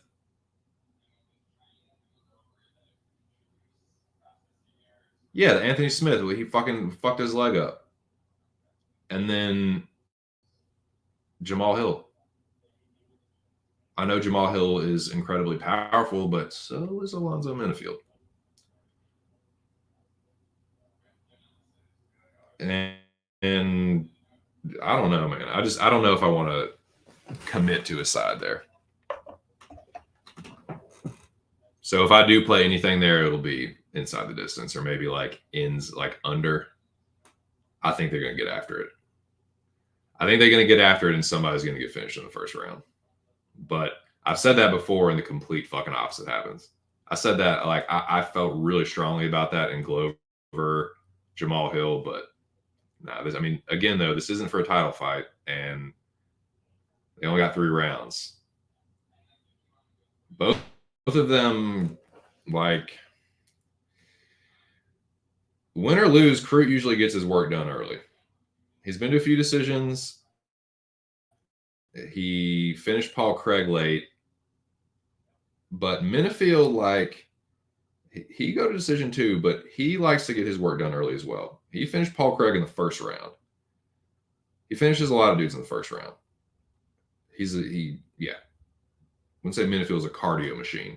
That's what fucking got him knocked out against OSP. So it's like if you can get knocked out by OSP, you get knocked out against Crute. But Crute is literally, he lives up to his nickname, like for better or worse. He's a fucking brute in there. If you're brute against Minifield, I don't know, dude. You're kind of asking for it. So I don't know. If he fights smart, though, he'll smoke him on the ground. If he takes Minifield down, and dude, Jimmy Crute on top of Minifield, he'll fucking destroy him and submit him in the first round. But if he tries to fucking be a brute, be a tough guy, what do they call him? A bogan? If he tries to go in there and be a fucking bogan against Minifield, he might get slumped, dude. So I don't know about that one. I don't know about that one, Bobo.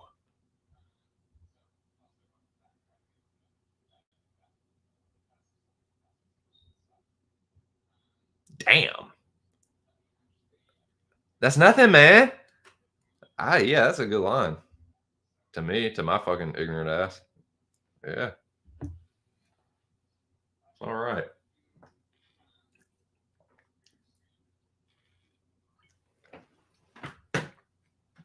But of course, my luck, if I bet that, they'll go to decision.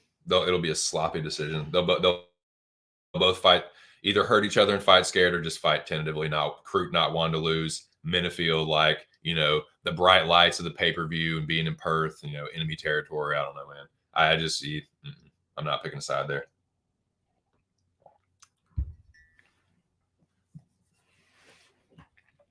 But I feel like that's going to be the one. I feel like people are really going to be split on that and feel real strongly one way or the other, but we'll see. Let's continue to move up the card, gentlemen, shall we?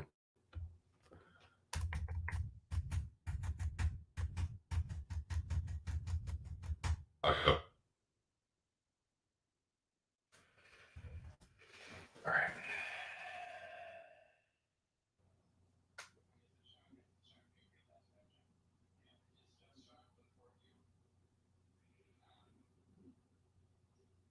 This is another, what do you know? Another fucking sketchy fight. Justin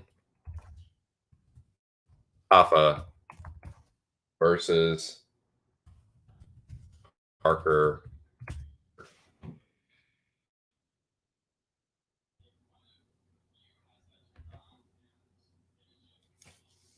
Tafa versus Porter.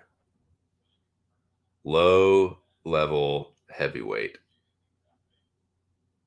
Fucking alley fire out of an oil drum. No, thank you. I will take pass. Thank you, pass. Shout out to Big Moise. Big Moise on Parker Porter. Parker Porter Somish. Another one where, yeah, Porter might actually have the grappling advantage. In fact, I think he does. But I don't know if he's going to be smart enough. Like, I could see him going in there and just trying to fucking fist fight Tafa and get his block knocked off. Parker doesn't have a great chin. And he does like to go in there and be a tough guy. He's a tough guy. He kind of is a tough guy, but like he doesn't have an incredibly great chin. He's definitely got heart, but I don't know. He's got the cardio. I think he's gonna have the cardio advantage, and I definitely think he has the grappling advantage. I don't know about the fight IQ though, man. I'm not saying he's a dumbass, but like I don't know if I trust him to not brawl. He can kind of be a brawler sometimes and get into these firefights when we don't need to. He has a pretty big grappling advantage here now that I think about it. I think it would behoove him to punch his way into the clinch and get the fight to the ground and just smash Justin Tafa. And I could see it too. But man, if he stands with Tafa, it's just a coin flip. Like Porter isn't terrible. Like he has decent hands, like, you know, pretty good boxing. If they're trading though, Tafa's got some bricks, man. And a fucking nasty kick. So I don't really know. Don't really know about that one. But if it hits, dude, if Parker Porter hits, Moyes will be the first person I give credit to. I'll tell you that. But that's kind of I'm surprised that's on the main card. Like, that's a fucking prelim fight. Parker Porter is not, I'm sorry. Neither one of these dudes are pay-per-view worthy. It's kind of ridiculous, honestly.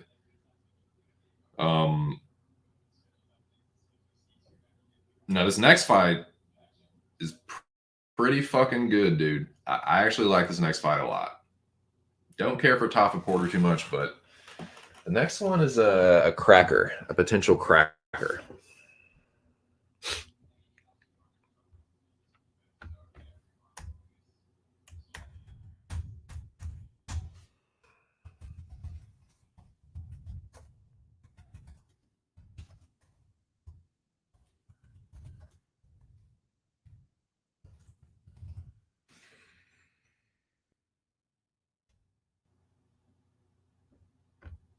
Man, dude.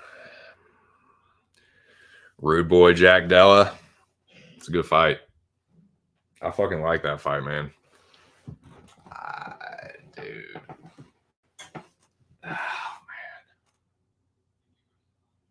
Something inside me wants to bet Randy Brown.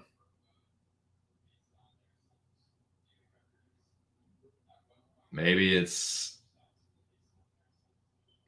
my like desire to want to fade the hype. I don't know though, man.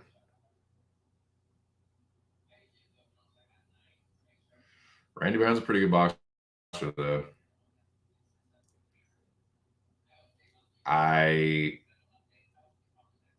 This is another fight where if Randy Brown is smart, I think he's got a pretty big grappling advantage. And I could see him taking Jack Della down and choking him in the first round. I might need to get talked off this ledge, but something is telling me to take a little shot on Brown. It could end up being really stupid, and I might not do it. But like, there's less live dogs on this fight card. I'll say that. Like, Randy Brown is better than Danny Roberts. He's definitely better than fucking Pete Rodriguez. But Jack Della's a good striker, dude. I don't know, man. I don't know. Like I said, I may need to get talked off this ledge, but I mean, am I crazy? Am I crazy for thinking that Randy Brown has some value here?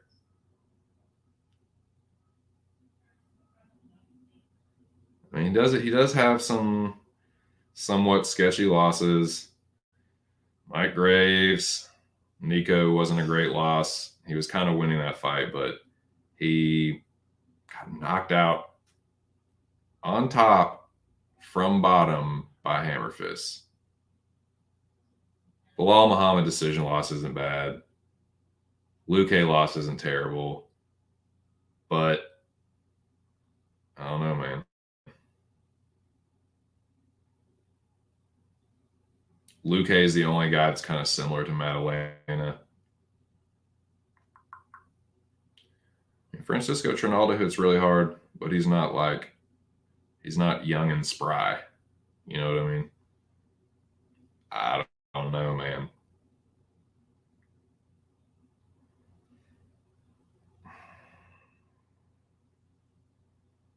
Della has been to the decision once. I don't know, dude. I think Randy Brown's going to have a big reach advantage. I mean, he usually does on everybody.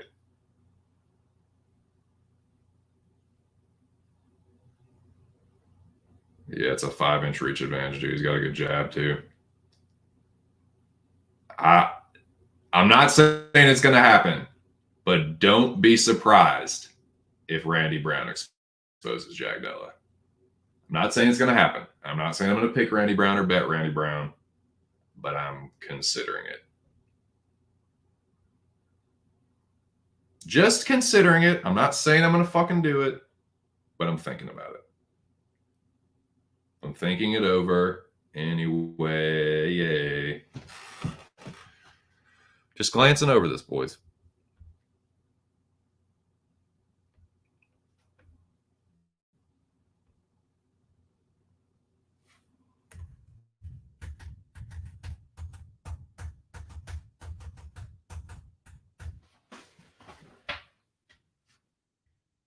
Next fight.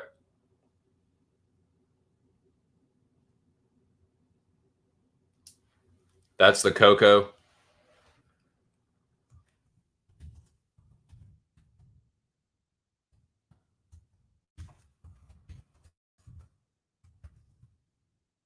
I tell you right now, with the utmost certainty, I am not touching this motherfucker. I don't care who I end up picking. I'm not touching it. No, thank you. Yair, Josh Emmett. Nah. Josh Emmett, incredibly powerful. He's a good striker. He's definitely a wrestler that has developed his striking and obviously has fucking thunderous power. But I'm getting a little up there. I mean, Yair's not a spring chicken, but I feel like the footwork, the mobility period, man, like Yair fought so well against Max. But I don't want to be holding a Yair ticket if Emmett drops the fucking Nagasaki. If he drops one of those nukes, I don't want to be holding a Rodriguez ticket, and I don't want to be holding an Emmett ticket if Yair kind of like Calvin caters him and turns his face into a fucking, like, I know he won that fight, but like, dude, Emmett's kind of a punching bag sometimes. Like, he gets lit the fuck up in a lot of these fights. If Yair stays safe, I can see him just lighting Emmett up for 3 rounds. Oh, it's a 5 rounder, 5 round co-main. Yeah, I gotta favor Yair if he survives, but nah, I don't think so. I'm not going to be betting Yair. I know some people are, and I do think he probably wins, but I'm not that confident in him. Not confident enough to put any kind of money down.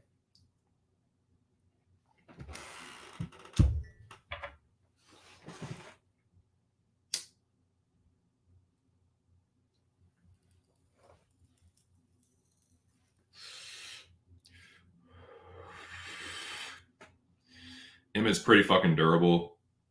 Like I could see Yair maybe like dropping him with a head kick or something, but on the feet, I think that Emmett is going to eat his shots to land his own, and that's where I'd worry about betting Rodriguez. But I imagine I'll probably pick him. They both fought a very similar level of competition. They've had similar opponents.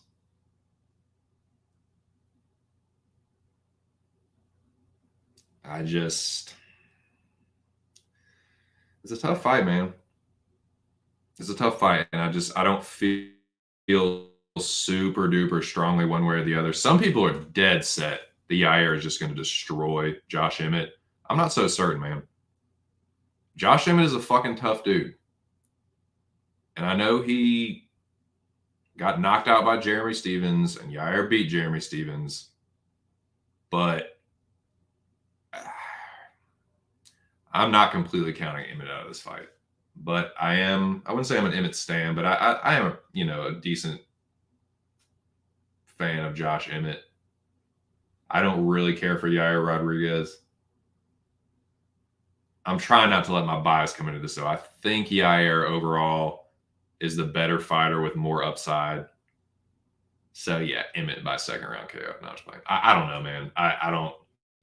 The 5 round makes it weird. Could change the kind of the landscape of the fight. Definitely favor Yair's cardio. I think. I don't know, man. This is a sketchy fight. This whole card is sketchy.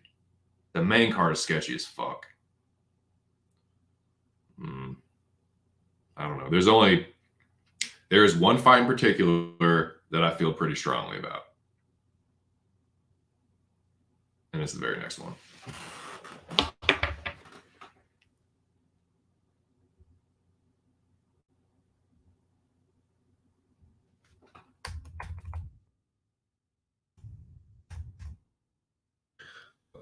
Over.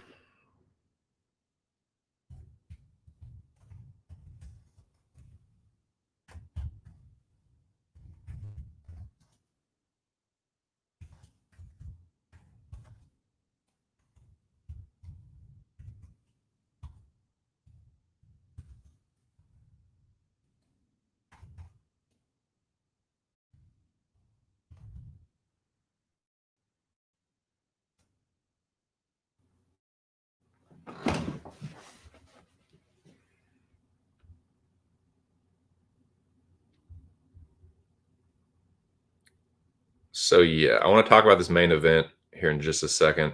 I have got to use the bathroom again. Slugging water and coffee, real smart. Did it right. Fucking dumbass. I always do that right before the show. I need to be hydrated and get my coffee, and then I'm like, I gotta fucking piss now. All right, I'll be right back. I'll talk about this main event, and then I don't know. Fiddle fuck around for another hour, and then we'll get out of here.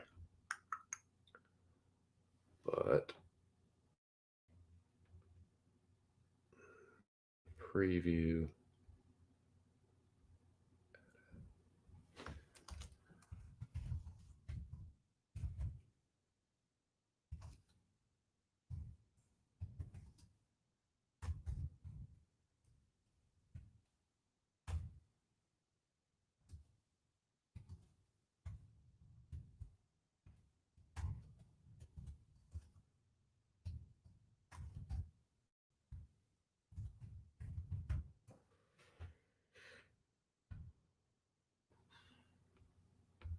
All right. Put that up. And then I'm gonna fucking put this on.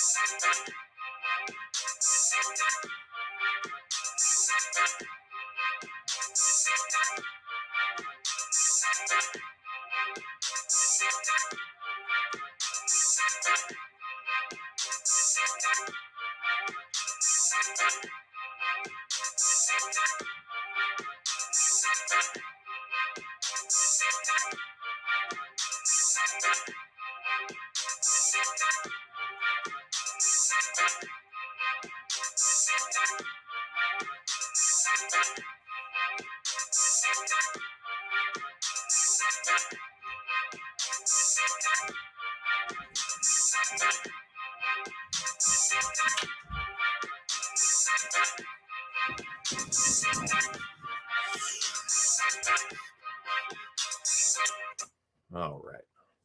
Let's talk about it. Let's talk about this fucking main event.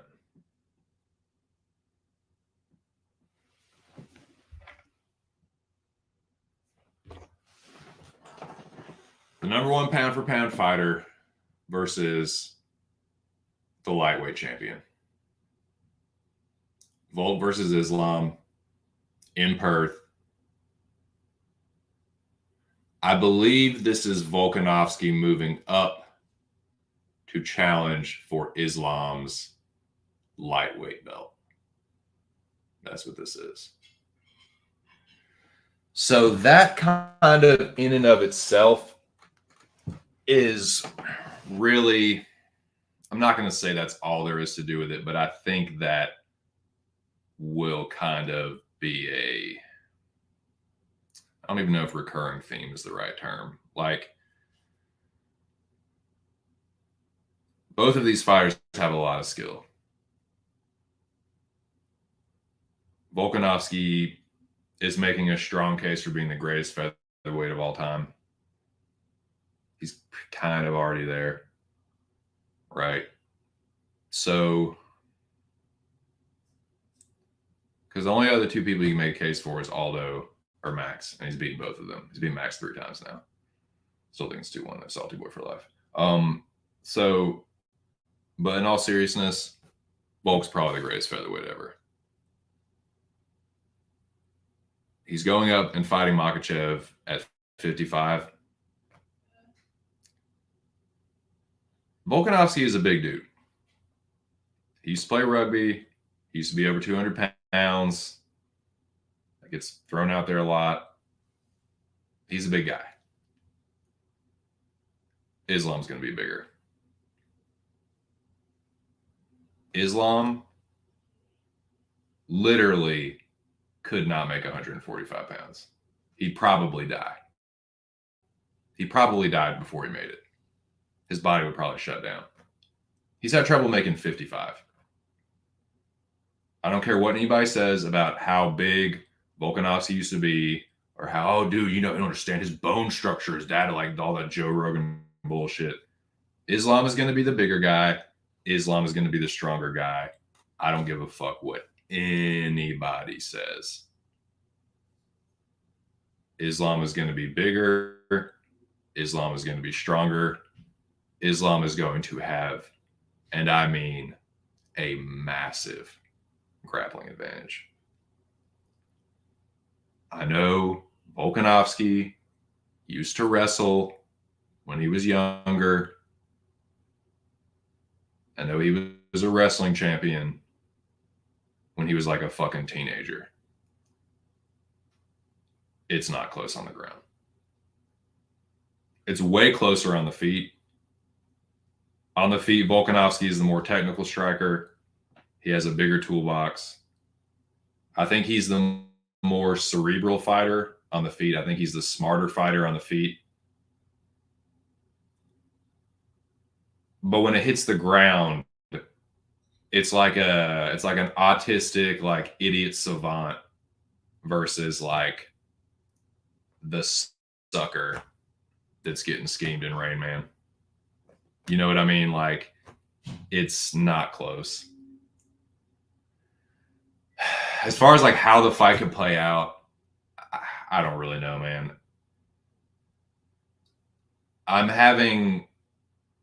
It's tough for me because I like have been so anti-Volkanovski for so long because I was such a big Holloway fan.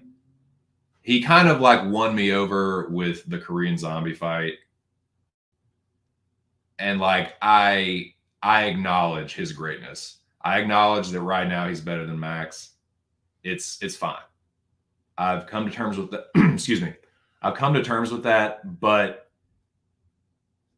Max and the Korean Zombie. Hey, sweetie.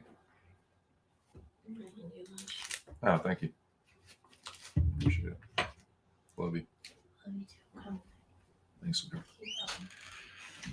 So you look at who's Volk's been fighting. It's Max, the Zombie, and Ortega. Ortega has incredible jiu-jitsu. Max and Korean Zombie are actually underrated grapplers. There is nothing underrated about Islam Makhachev's grappling. He is the best grappler since Khabib, period. Thank you, sweetheart. Love you.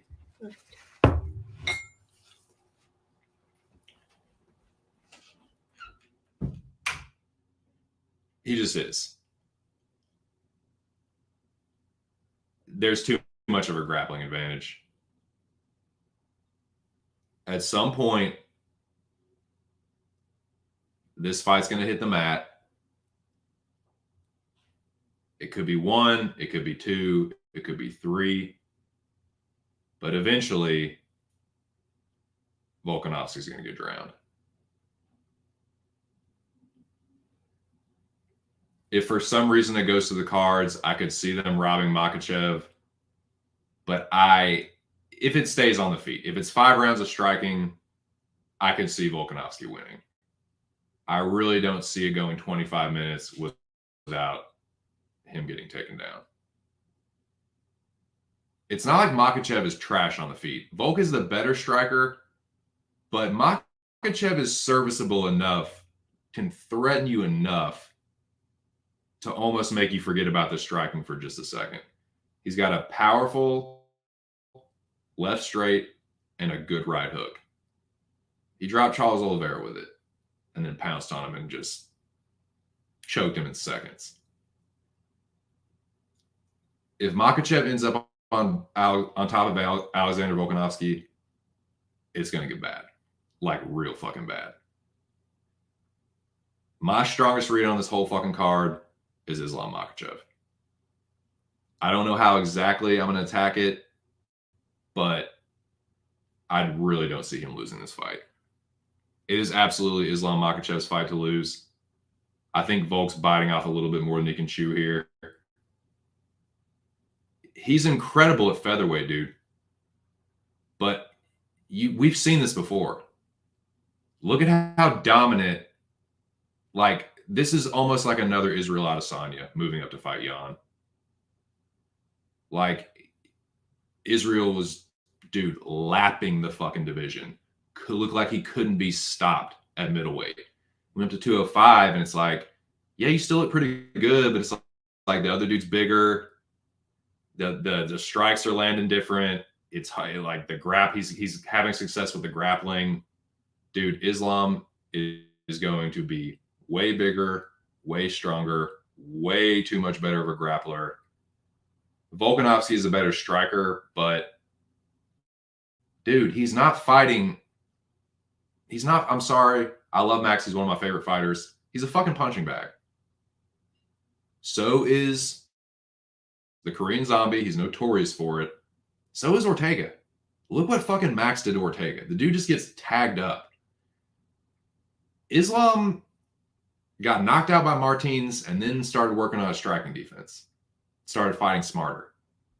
And if people want to play that game with like, oh, he got knocked out by Martins.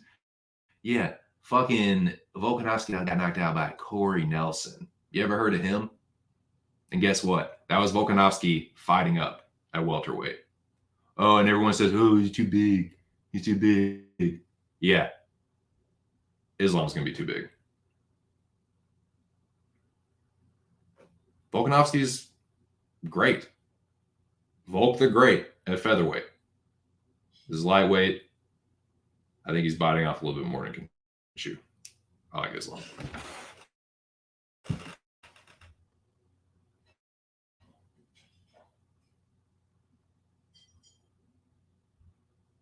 Shout out to the motherfucking general, Alex Ramirez. What up, dude? How you doing?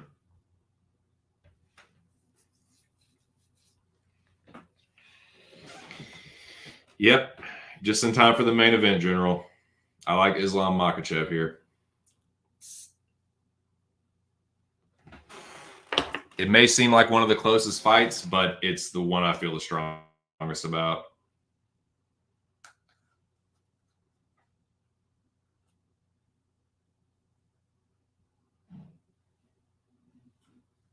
Lobby, you are talking about a big fucking if. Like, Volk's got pretty good takedown defense. I don't think it's going to hold up against Makhachev. Fucking Shane Young took him down, dude. I'm just saying. Remember Shane Young, that jobber we were talking about? He fucking took Volkanovski down. Chad Mendes took him down 3 times. The dude can be taken down. And there is just no one that has a top game and top pressure and the ability to hold somebody down like Makhachev. Other than Khabib, he's probably the best grappler in that style, that Dagestani Sambo grappling. Yeah, Dagestani wrestler. Top pressure, top control, smeesh. That's what's going to happen. He's going to get him down. Volkanovski will pop back up.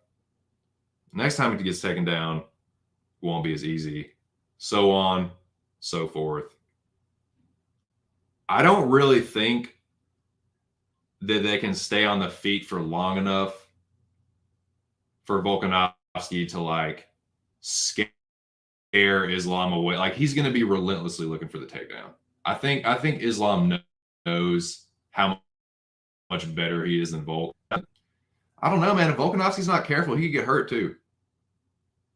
Like, Islam is not, I don't think he's a better striker, but we've seen what happens when that kind of grappling threat is present. Dudes don't strike the same way. They can't, like, they don't feel as confident with standing, planting their feet and throwing. Volk's going to be on the back foot a lot. And I don't think he's just going to stand there in front of Volkanovski like Holloway. He's going to be looking for the takedown. He's going to be striking, looking to hit reactive takedowns off Volk's counter strikes. I just don't see it going well for Volkanovski.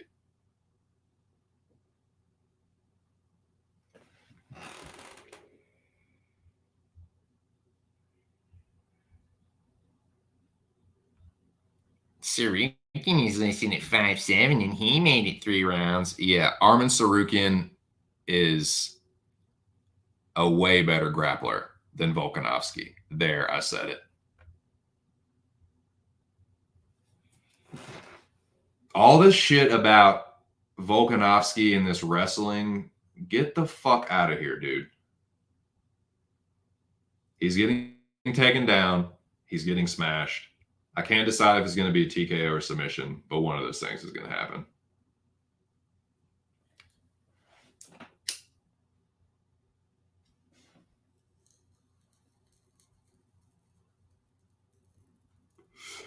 Bet Volkanovski is fine with me.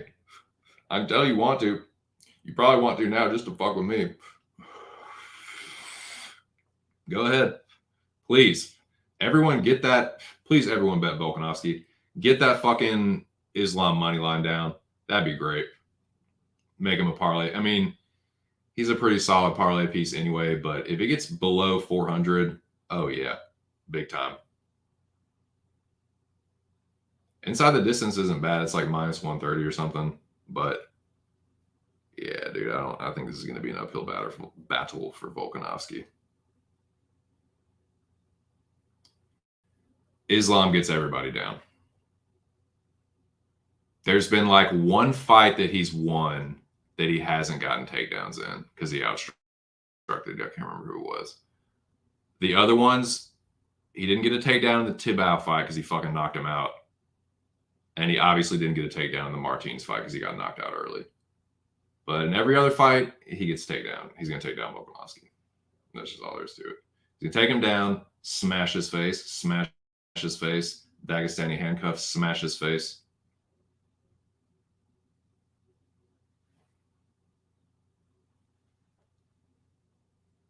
So please, everyone, lobby, tell everyone you know. Everyone else, tell everyone you know. Please, please, please. Islam money line down. Hammer the Volk line. And then I'll pounce on it. Because I'd really just like to it's like a strong read. Like, I mean, I guess Volkanovski can make it 5 rounds. But I don't see it being 5 rounds on the feet without him getting taken down at least once.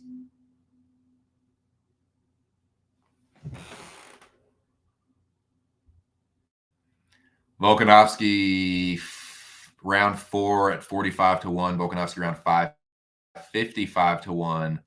1-800-GAMBLER worthy. I mean, those are no, not really, because those odds are really fucking crazy good odds. So like that's yeah, if you think Volkanovski's gonna make it, sure. I don't hate that. That's not 1-800-GAMBLER worthy. 1-800-GAMBLER worthy is like, to me, like parlaying Volkanovski or something. I don't know. I know the Aussies are going to be all over Volk. Just hammer it, boys. Hammer that shit. Nick out, my dude. Hammer Volk, please. Need that line down a little bit more for my fucking amateur ass to feel comfortable.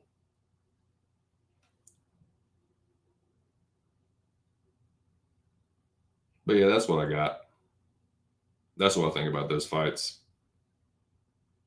at the opening glance.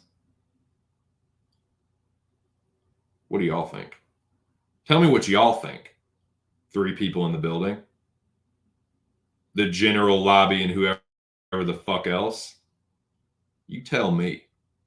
I know lobby ain't gonna be shy about it. He gonna fucking whatever I say, just the opposite. Yep. But what do you think, General? You got any strong reads thus far? I got to do a lot of tape study, man. I mean, a lot. Even on some of the fighters I'm familiar with. Like, I'm really going to have to tape Kulbau, Melsick. I want to, like, I agree with Lobby on that one, dude. That could be a fucking robbery. Like I could see Melsick having a 3-round striking affair, getting the slight better of it, and then getting robbed. Because the crowd is just gonna roar every time Cool Battle lands something.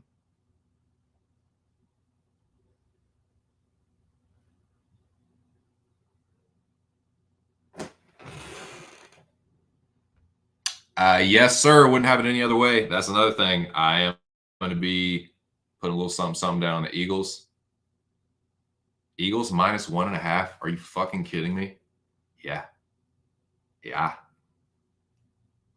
It's like minus 1.5 is 110. Even just betting them straight up. Like, I think they'll win by a field goal. And even straight up is like minus 120. Yeah, I'm on the Eagles. Like, whoa.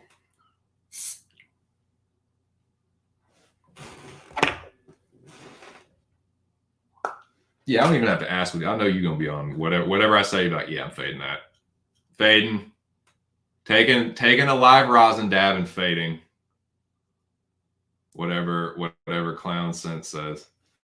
No, I'm just playing. I got my Holmes Rodriguez parlay into my all Latino parlay. God, unreal. Best of luck. Best of luck. Best of luck.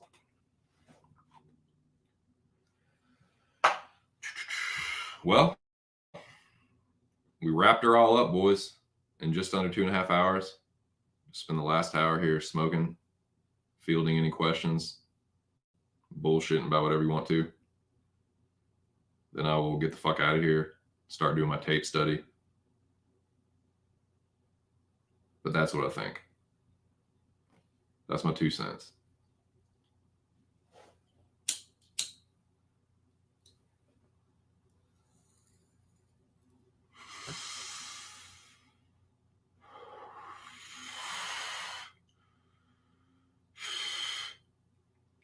I guess I can look at the odds. In fact, I will do that for this last half hour. Look at the odds. Talk about a few potential bets.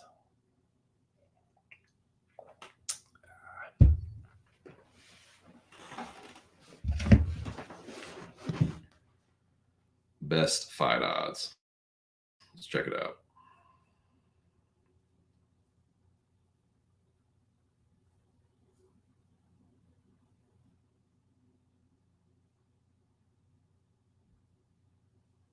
Best fight odds.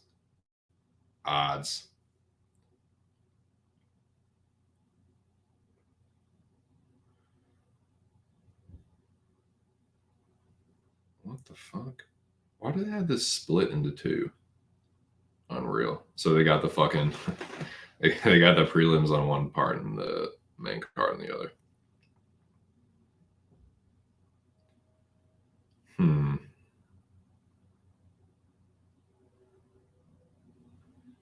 Yeah, pretty sure Luma wins that one. I'm sorry. I think Zubair probably wins, but that is way too big of a line. He's not a minus 500 against anybody, dude. I'm sorry. I think he wins, but get fuck off with that. I'm not paying up for that line. No thanks. Even my fucking noob ass isn't doing that, dude.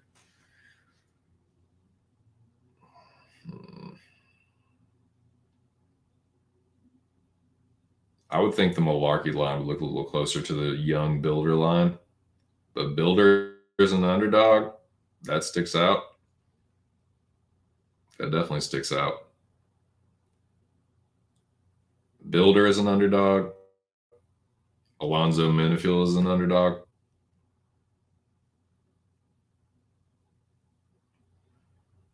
Yeah, some places like DraftKings has Makhachev minus 390.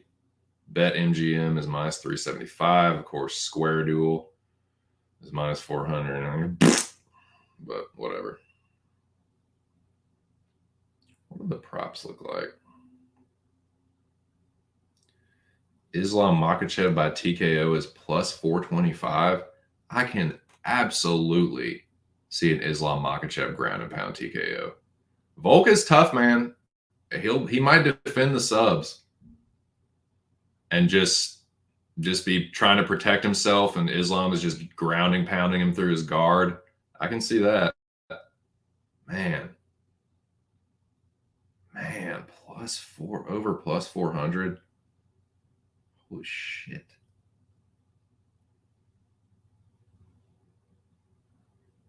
God, it's plus 470 on Square Duel. Holy shit.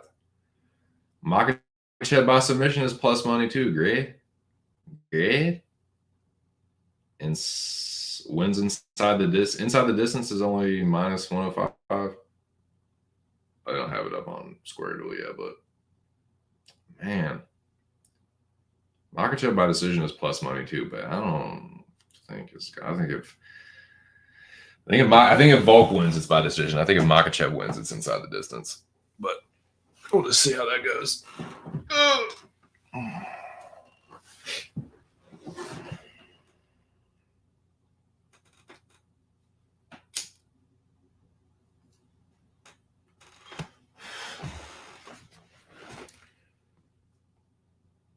Let's see if they got some other props up.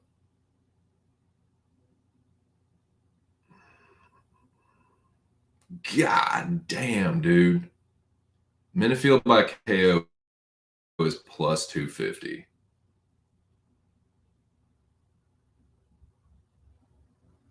It's not really up in a lot of books, though.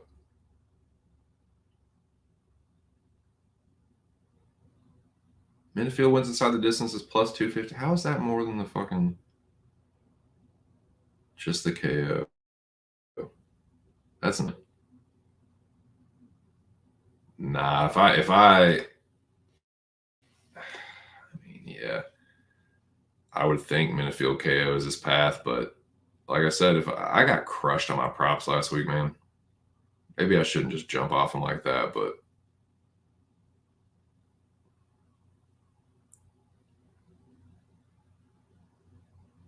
Pedro inside the distance is minus 130. I really think that's Tyson Pedro's fight to lose, but not completely counting out Modestas on the feet, but if Pedro grapples him, he's going to submit him. What's fucking Tyson Pedro by submission? What is Pedro by submission? They don't have it up yet. Pedro inside the distance is minus 130. Pedro by decision. Dude, if he lets fucking Bukauskas take him to decision, he's a fucking fraud. He already has fraudulent tendencies, but if he lets that happen, he's a full-fledged fucking fraud. So that's what I think about that.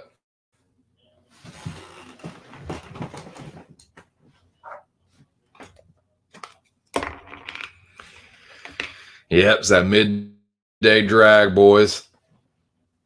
2:30. I don't know, man.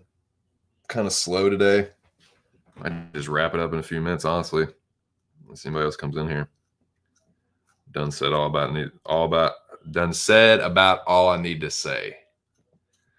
That was tough getting that out.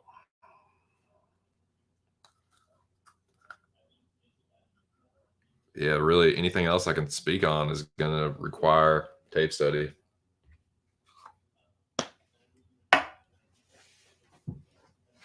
Yeah, I thought I was gonna see more potential betting spots. Again, I'm an amateur, so I don't exactly know what I'm talking about, but I just felt like most of the success I had last year was just jumping on things that stood out to me. Like, oh, I am dead certain they're going to win this fight. I am dead certain she's getting this submission. I am dead certain it's inside the distance. Like, boom, boom, boom, just hit them. This one is just, it's weird. It's weird. I don't feel as strongly about it. We'll see.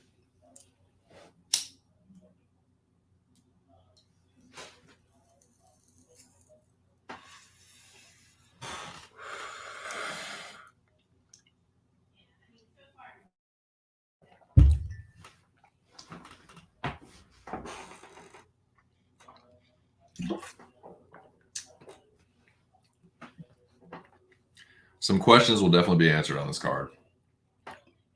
There are some Australian prospects and some Australian contenders that could get exposed. Ooh, that's another one I want to look at. This is another one. And I'm telling you, someone might have to talk me off this ledge. Like, I know some people are going to tell me I'm retarded for even thinking this, but dude, Randy Brown plus 265.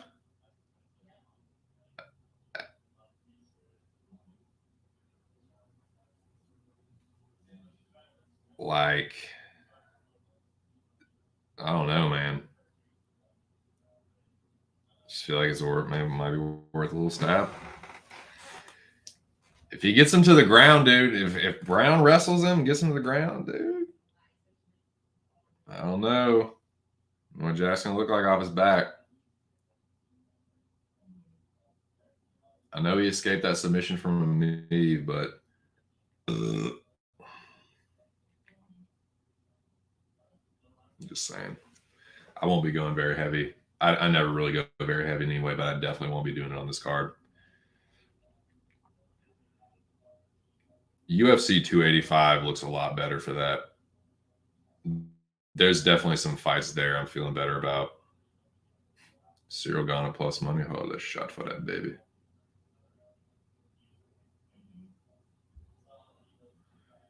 But yeah, lines that just stick out. I mean, Josh Emmett is tempting, but I'm not touching that shit. No, thank you. Randy Brown is very tempting. Alonzo Minifield is tempting. Blake Builder is very tempting. You know, I'm not. Man, you know what? I decided. I'm making a judgment call right now. I'm not betting Melsik Bagdasaryan or Kulabau in any way, shape, form, or fashion. Not doing it. Just decided. If you guys see me talking about, asking you anything mentioning Kulabau, Melsik Bagdasaryan, tell me to call the number. 2 cents. This is becoming a problem. You need to call 1-800-GAMBLER. I'm not betting Kulabau versus Melsik Bagdasaryan. Not going to do it. It's too close. It's lying too close. It's going to be greasy. It's in Australia. I think it's going to be a 3-round kickboxing match. Nope. Not for me. Lots of luck, gentlemen. Not touching it.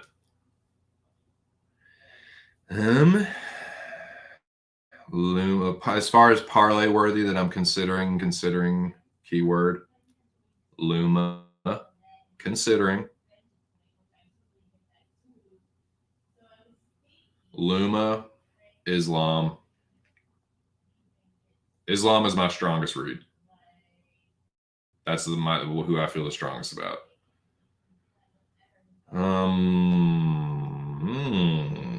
Maybe Tyson Pedro. Maybe. I could see him being a buster if he fights stupid, though. Modestus does have a heavy leg kick. If that one's sketchy because of the knees. The knee injuries, like Tyson Pedro shouldn't have lost a Shogun. He lost a Shogun because his leg got hurt. I know it's been surgically repaired. Both of them have dodgy knees, but that one's a little sketchy, man. I think Pedro probably wins. I think it's his fight to lose. But, dude, as far as betting, like, it's I don't know, man. Let's see. What is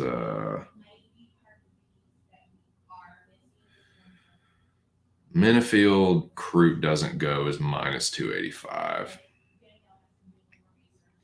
Minifield by KO plus 250.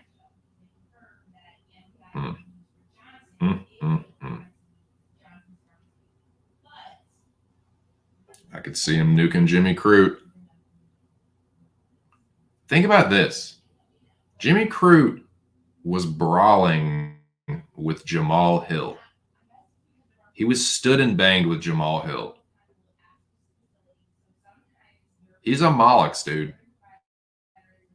He's a fucking lug like Da Un Jung. Like he's a better, faster striker. Like he's more skilled than him. But as far as like the fight IQ and the mentality is just, no, I'm going to stand here and outstrike you. Like you are literally saying, hey, Minifield, if you want to knock me out, I'm definitely going to give you a chance to do it. If he grapples him, though, I think Minifield's going to get smoked. But that's just one where it's just chaotic, just feels chaotic. Kind of feels like Minifield or pass, but again, I don't really know what the fuck I'm talking about. So, yeah, that's just kind of my early thoughts. I'm sure I'll have more as the tape study continues. Oh, man. I see it in my future.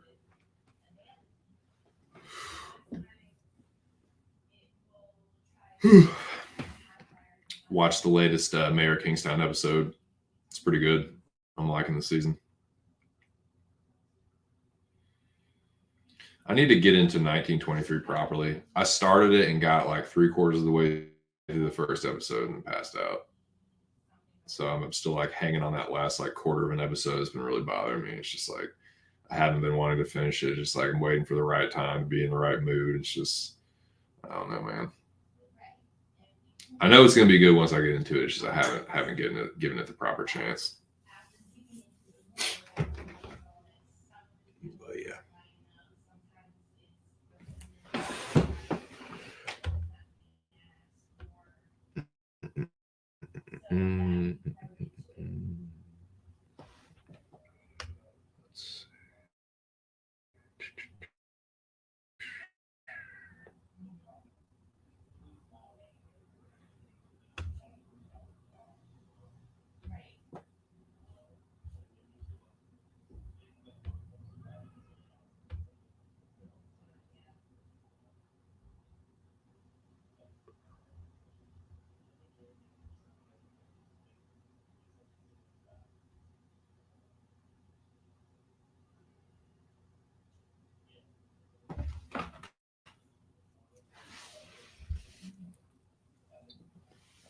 Ah, God, cold coffee. Nice. You hear that, Lobby? It's a clean one here, dude. You hear that whistling?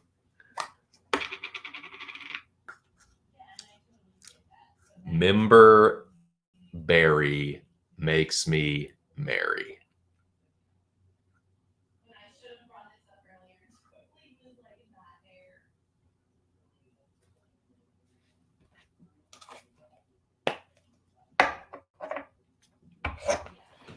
Yes. I'm going to get off of here in a few minutes. Eat lunch. Do tape. Matter of fact, I think I'm going to do it right now.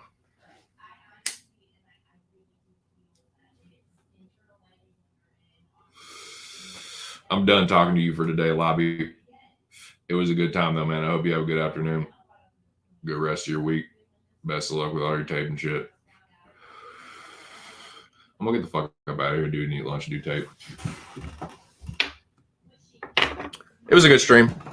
Not a crazy good one, but there's been worse streams.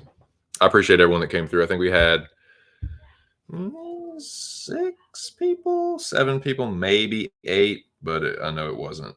I know we didn't hit 10, so I feel like a failure. I'm going to go cut myself. No, I'm just kidding. I will not do that. Don't anybody hurt yourself. Self-harm is not cool. Don't. I shouldn't even joke about that. But no, man, it wasn't a bad stream. I'll be back Friday for the weigh-ins. I do need to figure out what time they are, but it will most likely be what I did the last preview and just like a ceremonial weigh-in pregame. And then do the live reactions and shit to the stare downs. I actually like those more, to be honest with you. The ceremonial pre-games and this, because you'd hype up the shit because it's more, there's more kind of like fanfare and shit around the ceremonials. They look a little healthier. The stare downs are a little more accurate as far as like how they size up, and I just feel like there's more energy around it. So I'm actually kind of looking forward to that. So hopefully it's a nice like mid-afternoon ceremonial weigh-in pregame, but I'll put up the thumbnail as soon as I can figure it out. All right, let me get these fucking song up. Falling down a little bit. All right, man. It's another solid stream. Thank you to everyone that came through. It was a successful recapping of UFC Vegas 86. Did a little preview of UFC 284 coming up this weekend. I will be back on Friday to cover the weigh-ins. Like I said, it should be a ceremonial weigh-in pregame, but I will let y'all know as soon as possible. I'll put the thumbnail up. Shout out to the Arkandome, the greatest fucking group chat in the whole wide fucking world. Shout out to Aaron the Dog MMA. Shout out to Lou Betcha from MMA Engine. Shout out to the boys at Pub Sports Radio. Shout out to the Rabid Dog. Shout out to the fucking community at large, man. Shout out to all the content creators out there that are doing it organically, and all the people that are building in a real way and not fucking scamming people. That's the best part. But nah, man, I hope y'all have a good one. Like I said, I'll be back Friday. And thanks again, man. Good luck with all your tape study, all your bets, plays, your reads. And I hope you all have a good week, man. This has been just my 2 cents, and I'll catch you boys on the next one. Peace!